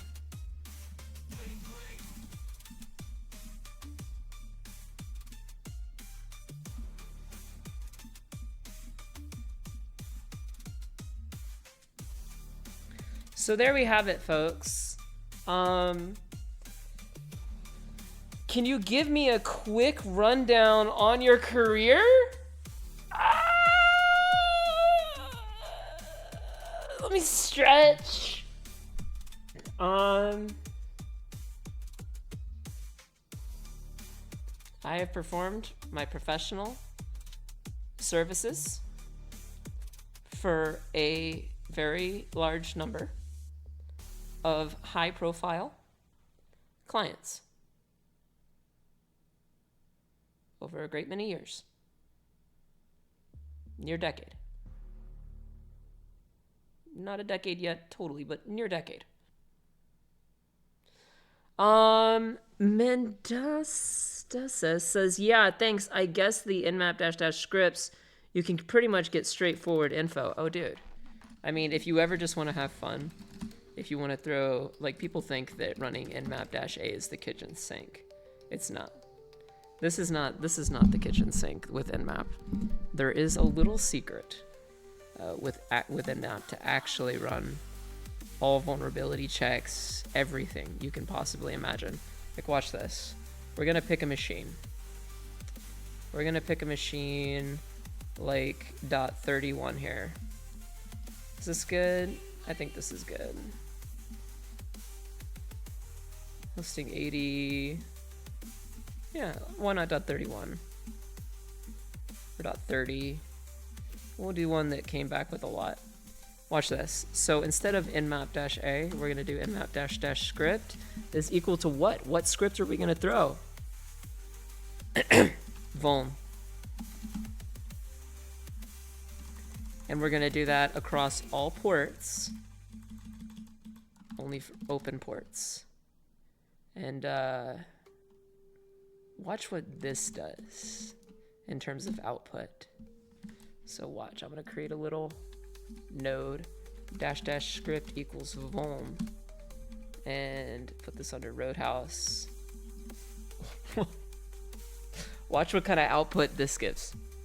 If it doesn't break on me due to script debugging or something like that, then this should provide a metric crap ton of information.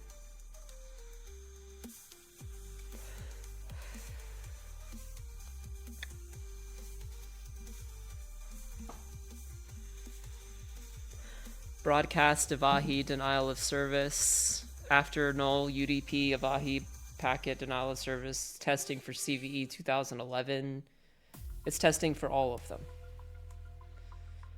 All of them except for brute force, I think. Because that's just ridiculous.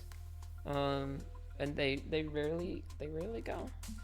But this kind of scan can take quite a while. We're just gonna leave it. And we're gonna run ASCII Aquarium in the meantime.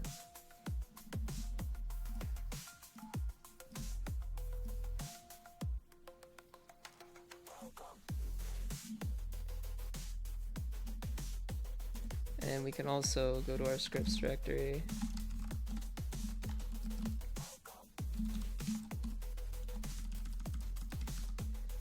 And we wait for this to complete.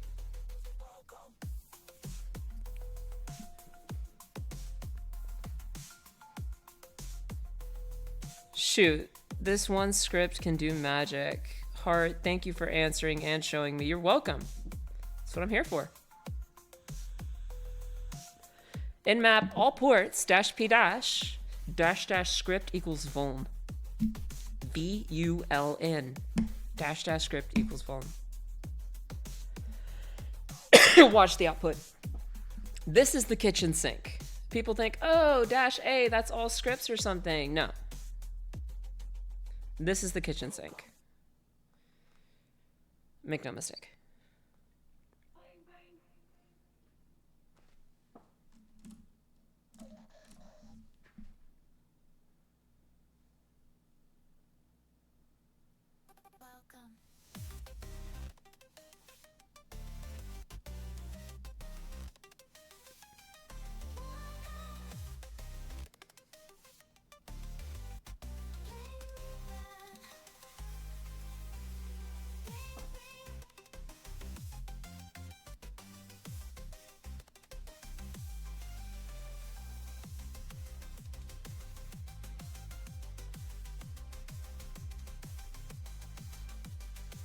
Any questions in the meantime?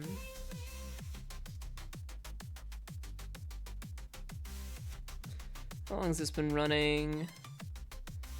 Hour and 51 minutes, 35 seconds. All right, this should be good for uploading to YouTube.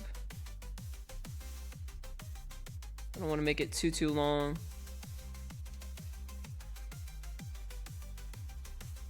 Back up to 53 of 200 subs, man. If I got 200 subs, I'd be good on my car payment.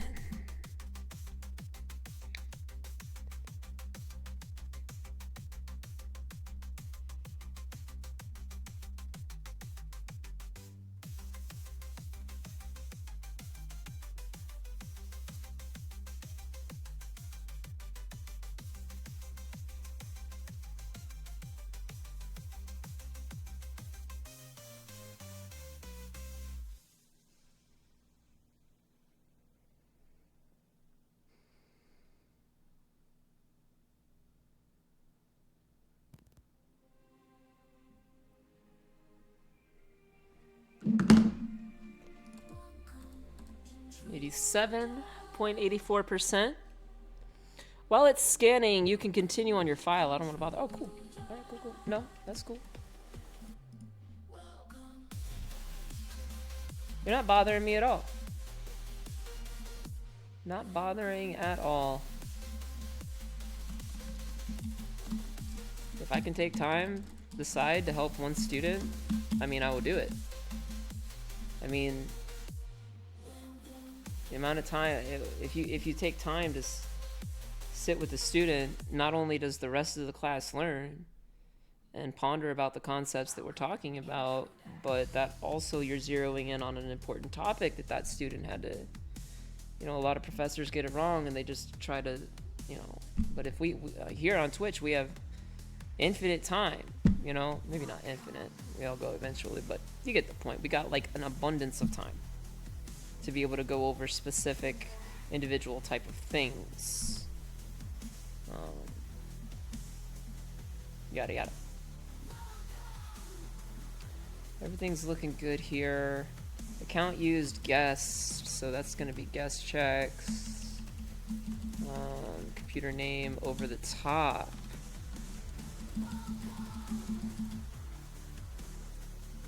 It's all looking good, man. An Apache web server. Let me just line this out. Win32.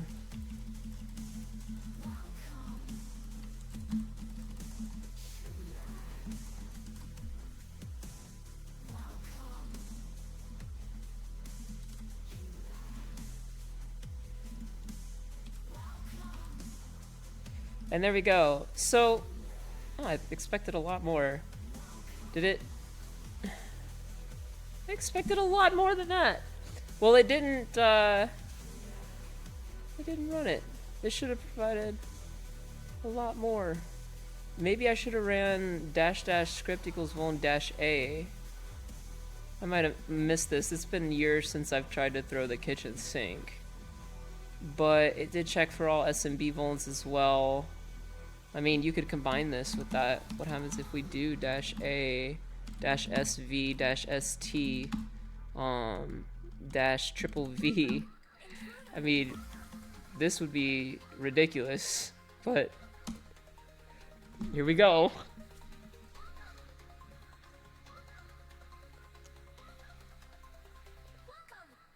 Also, we could tack on tac min rate is equal to 2000. Speed that up a bit.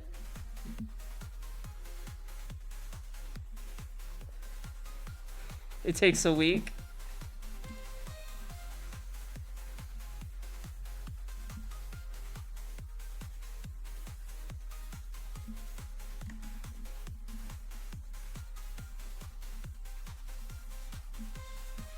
Watch it goes, it takes like a week to finish. Anyway, guys, this is looking good. Hold on, did I see Tomcat in here not highlighted? Oh, postfix.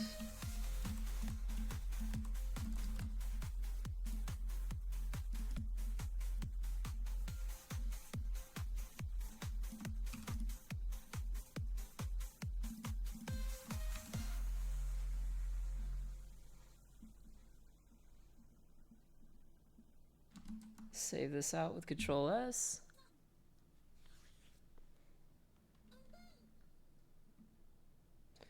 Bing, bing. Bing, bing.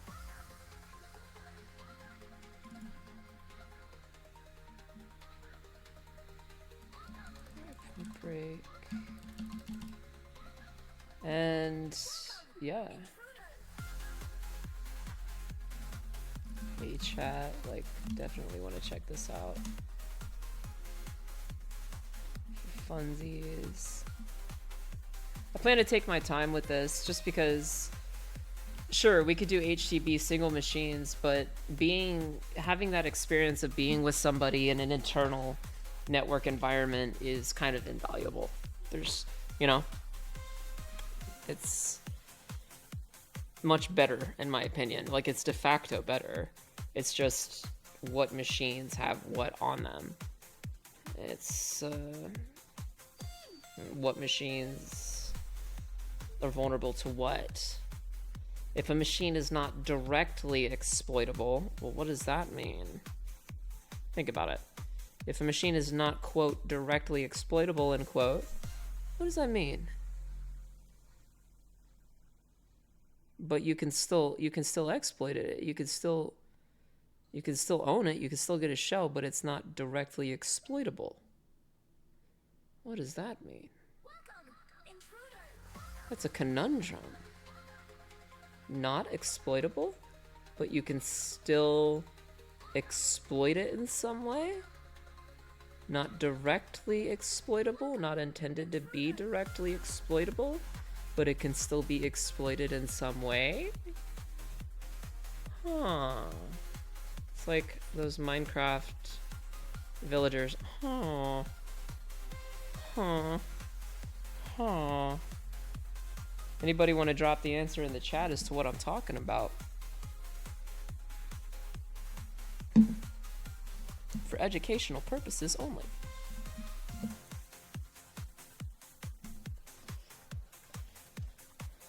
What do I mean? This machine is not directly exploitable, but we can still exploit it.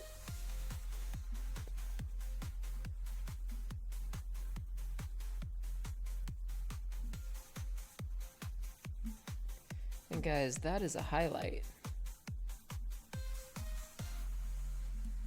We can go ahead and start separating these machines. So I like to add equal signs just to separate. Make it like red and bold and underlined, and kind of just separate these machines while this scans.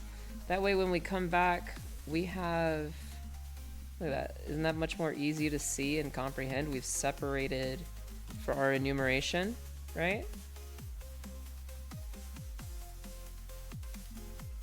Doesn't that look much nicer? Much more nice?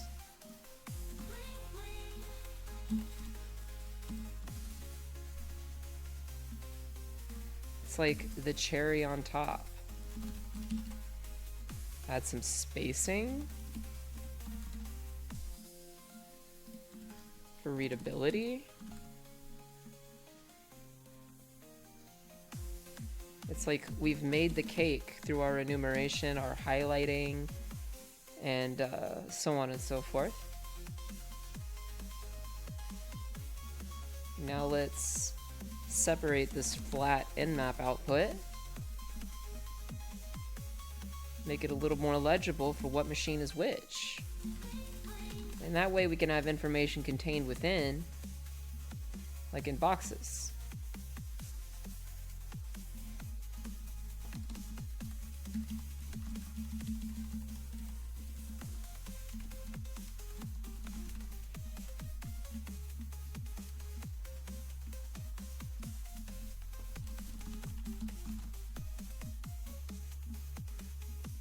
Nice and symmetrical, and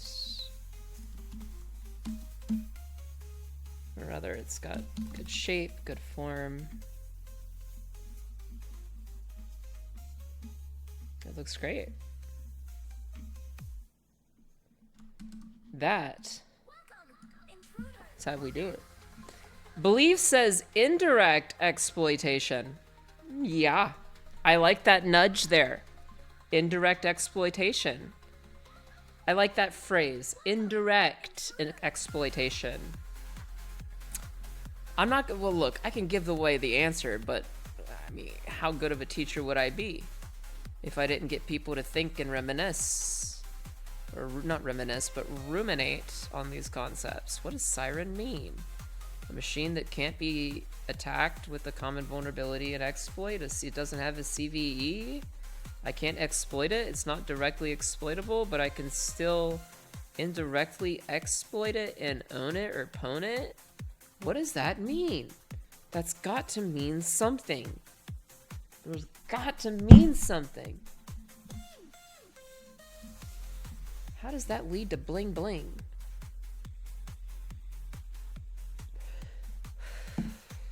Ice Black Ice says relay hashes. Ooh. Ooh. That is super hot, but it ain't the answer. It ain't the answer. Relaying hashes? What? Totally thought that was the answer, dude.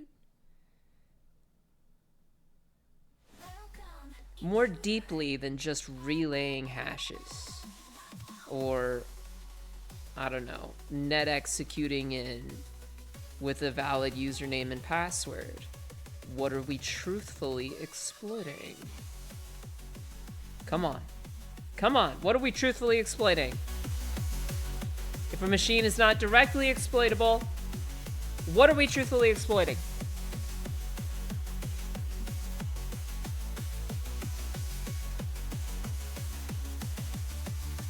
It's a word.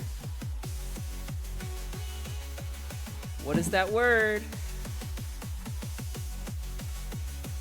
It's not FTP. No, it is not. Got nothing to do with file transfer. That is warm. Ice Black Ice was super hot.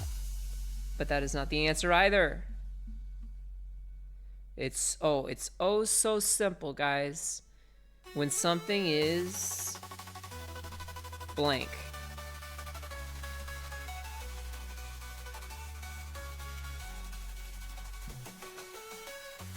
Privileges. Close but no cigar. Not to do with privileges inside of an internal domain or network. What is it, guys? This machine is not directly exploitable. There is no CVE for it.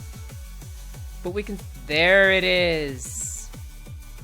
Believes got it. Believes got it. Misconfigured. In the world of penetration testing, we find that most exploitation comes through misconfigurations, mostly namely through the web service, misconfigurations, insecure implementations, or X-days. So misconfigurations, but we're saying, oh, it's not directly exploitable by a payload that you can just launch code at, right? Well, what's that going to be? A misconfiguration. A machine, a box that is misconfigured. Notice how I went through here, and in orange on some of these, what did we highlight? What did we highlight? Things, SMTP servers with verify, EXPN, to verbose. Just misconfigured stuff that I spot out of the gate. Yeah, look at this. Message signing is disabled. That is dangerous. So what if that was the only thing on the machine? What if Apache Tomcat JSP Engine 1.1 was not there? Hyper analyzing this machine. What if there was no AChat to contain any system, chat logs, username, left behind passwords, endpoints? We haven't even looked at the machine. We haven't even pulled it up. We haven't even put it into a web browser. We haven't even utilized the tool. And we're already hacking it with our freaking minds, man. The power of cognition. Judicial machinery. Okay? Welcome, Intruder. We have Apache Coyote 1.1. Look at this. I missed this. I was too busy going through. What color's this gotta be? Orange. Put methods over HTTP allows me to, even if this was just Apache, forget Apache Coyote. What if it was Apache and it allowed a put method? That is a misconfiguration. That is a misconfiguration. It can be implemented securely, but I look at that and I think, oh, that could be a very specific misconfiguration. We could upload a backdoor, a JSP backdoor, the web stack, the web technology, right? And look at the verbosity that we got from this kind of script. This is -- script equals vuln triple verbosity kind of stuff. Allow me to copy and paste. This is the kitchen sink thrown at a single machine. This is what we've been waiting around for, right? So, boom. And let me clean this up. All this. All of the times that I hit the return key. Checking on the status. Truthfully, we could just whoop or eat all of this. How's that?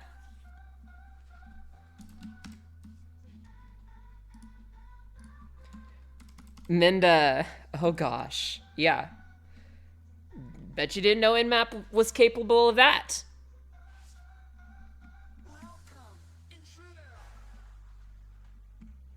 Well, it is.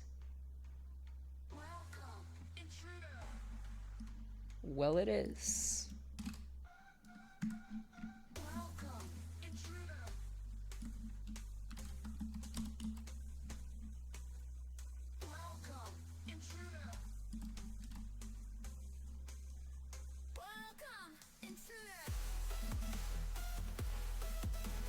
Yeah, buddy.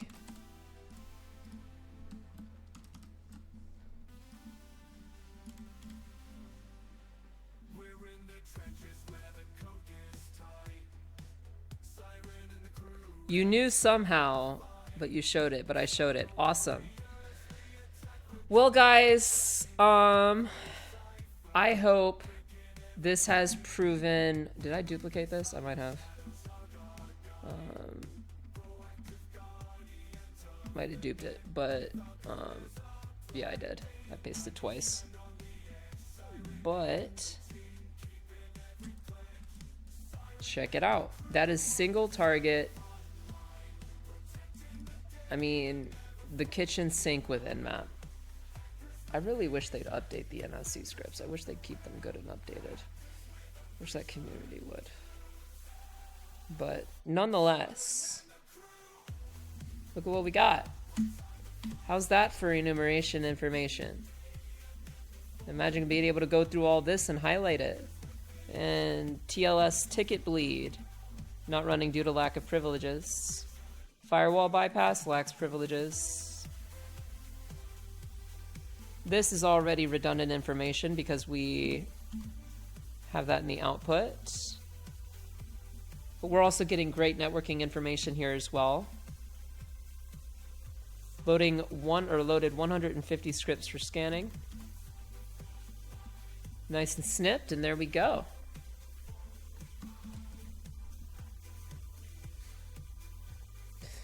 Well, guys, we're not even opening a web browser today. Sorry. We're just going through... Sorry to disappoint you. But this is I wanted to take you through a beginning to end kind of like analysis of the types of things that stand out, and the types of things that we look for when we get into an internal network, right? These are the types of things we look for.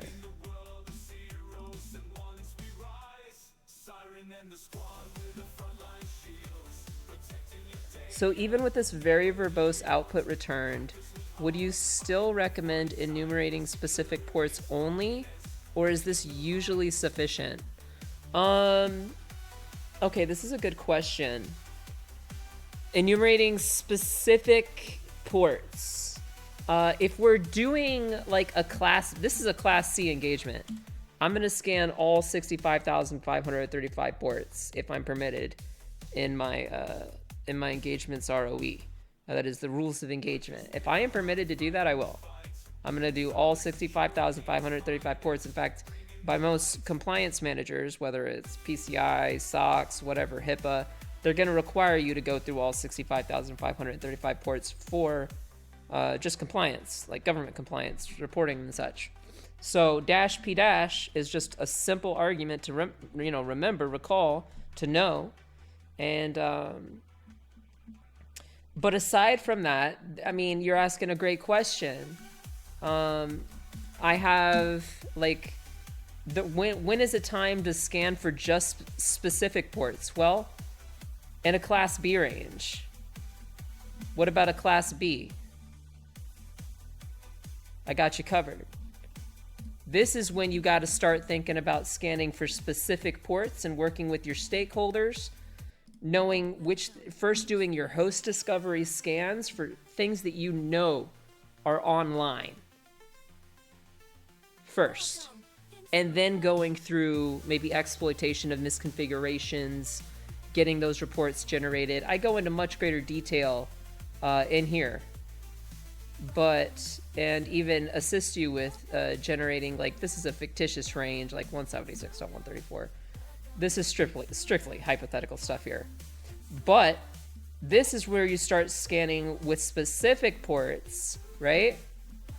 Because if we're scanning with specific ports, then we're not wasting our time going through a potential of like upwards of 70,000 machines in a Class B. Yeah, Class B engagements are when you really got to think, okay, I can't be scanning every single port, especially during the host discovery phase, because I got one laptop, a limited amount of bandwidth. Like, dude, this could take forever. My ping could be, you know, very long. It could be a very, not long ping, but it could be a very, I could be pinging very high. In which case you really got to think in terms of, and work with your stakeholders. Like, guys, are we running this port? Are we running at least this? Or what do we want to look for in this engagement? This will help not only speed up the engagement process and identification process, this will make it more accurate. And then once we discover these online machines, and, you know, phase 2, do we then want to move into exploitation? Am I permitted to go that extra mile when doing like a perimeter engagement assessment, or a assessment of a enterprise's external network? So I hope that kind of makes sense as to when we scan specific ports versus a Class C, where we will go with a -p- all day long. All day long. So, account used, guest, like, this is a misconfiguration. Guest credentials should not be permitted. I don't know what else to tell you. You know, having VRFY accessible from the network, uncool. You don't need that to send a mail if you know the account exists. You don't need it. So guys, if this has helped you in any way, please spread the word about SYREN Official. Tell your friends, tell your family what we do around here. And the next time on Dragon Ball Z, we're going to be actually hitting up these machines. And now that we've got our enumeration, we've picked apart all the low-hanging fruit. We put everything into nice little boxes. It's all containerized. We are ready to hit up this lab range and all the other machines. Thank you, Siren. Dude, you guys are so welcome. I mean, let's take a look at the chat here. Power Skills, so happy to have found this channel. Power Skills, welcome. Drop a follow. If you're new to this, go ahead and drop a follow. Small Tomato says, oh no, I'm too late. Don't worry, Small. I'm going to make this accessible. So I'm going to publish this. Then I'm going to try and get it uploaded to YouTube for you guys as well. But wait, what's going on?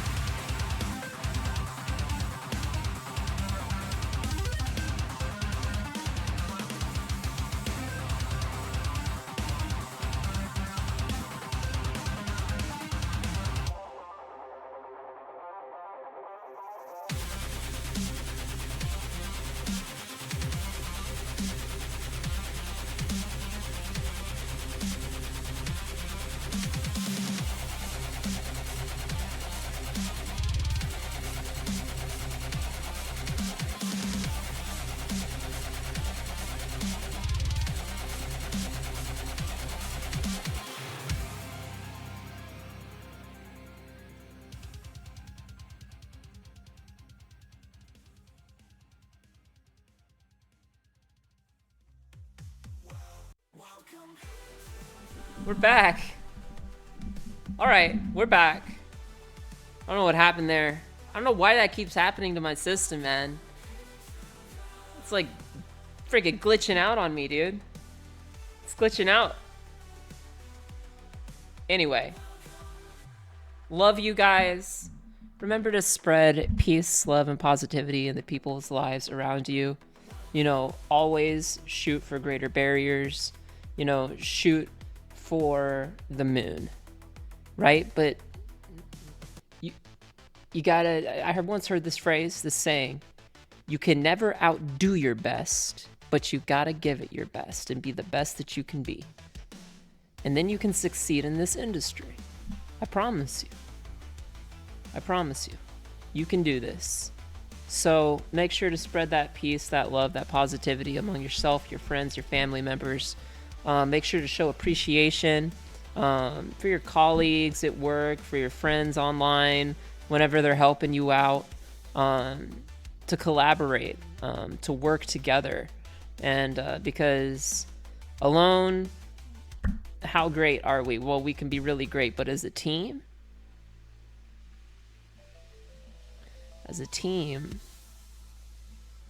we're unstoppable. So thank you guys for being here. Next week, or not next week, but this coming Saturday and Sunday, I should say, this coming Saturday and Sunday, we're going to be actually diving in. So glad I got to answer your questions. Congratulations to all the new subscribers for getting that star, that golden star. And welcome to the SYREN official family. Welcome, welcome, welcome. Even though it's kind of like a purple star on my screen with a white, but nonetheless, believe. Yes, thank you for the golden star, guys, and thank you for the sub. It's always appreciated. And yeah, let's we're gonna cut it here, and I wish you guys much love, peace, and positivity in your lives, and happy hacking, intruders. Happy hacking.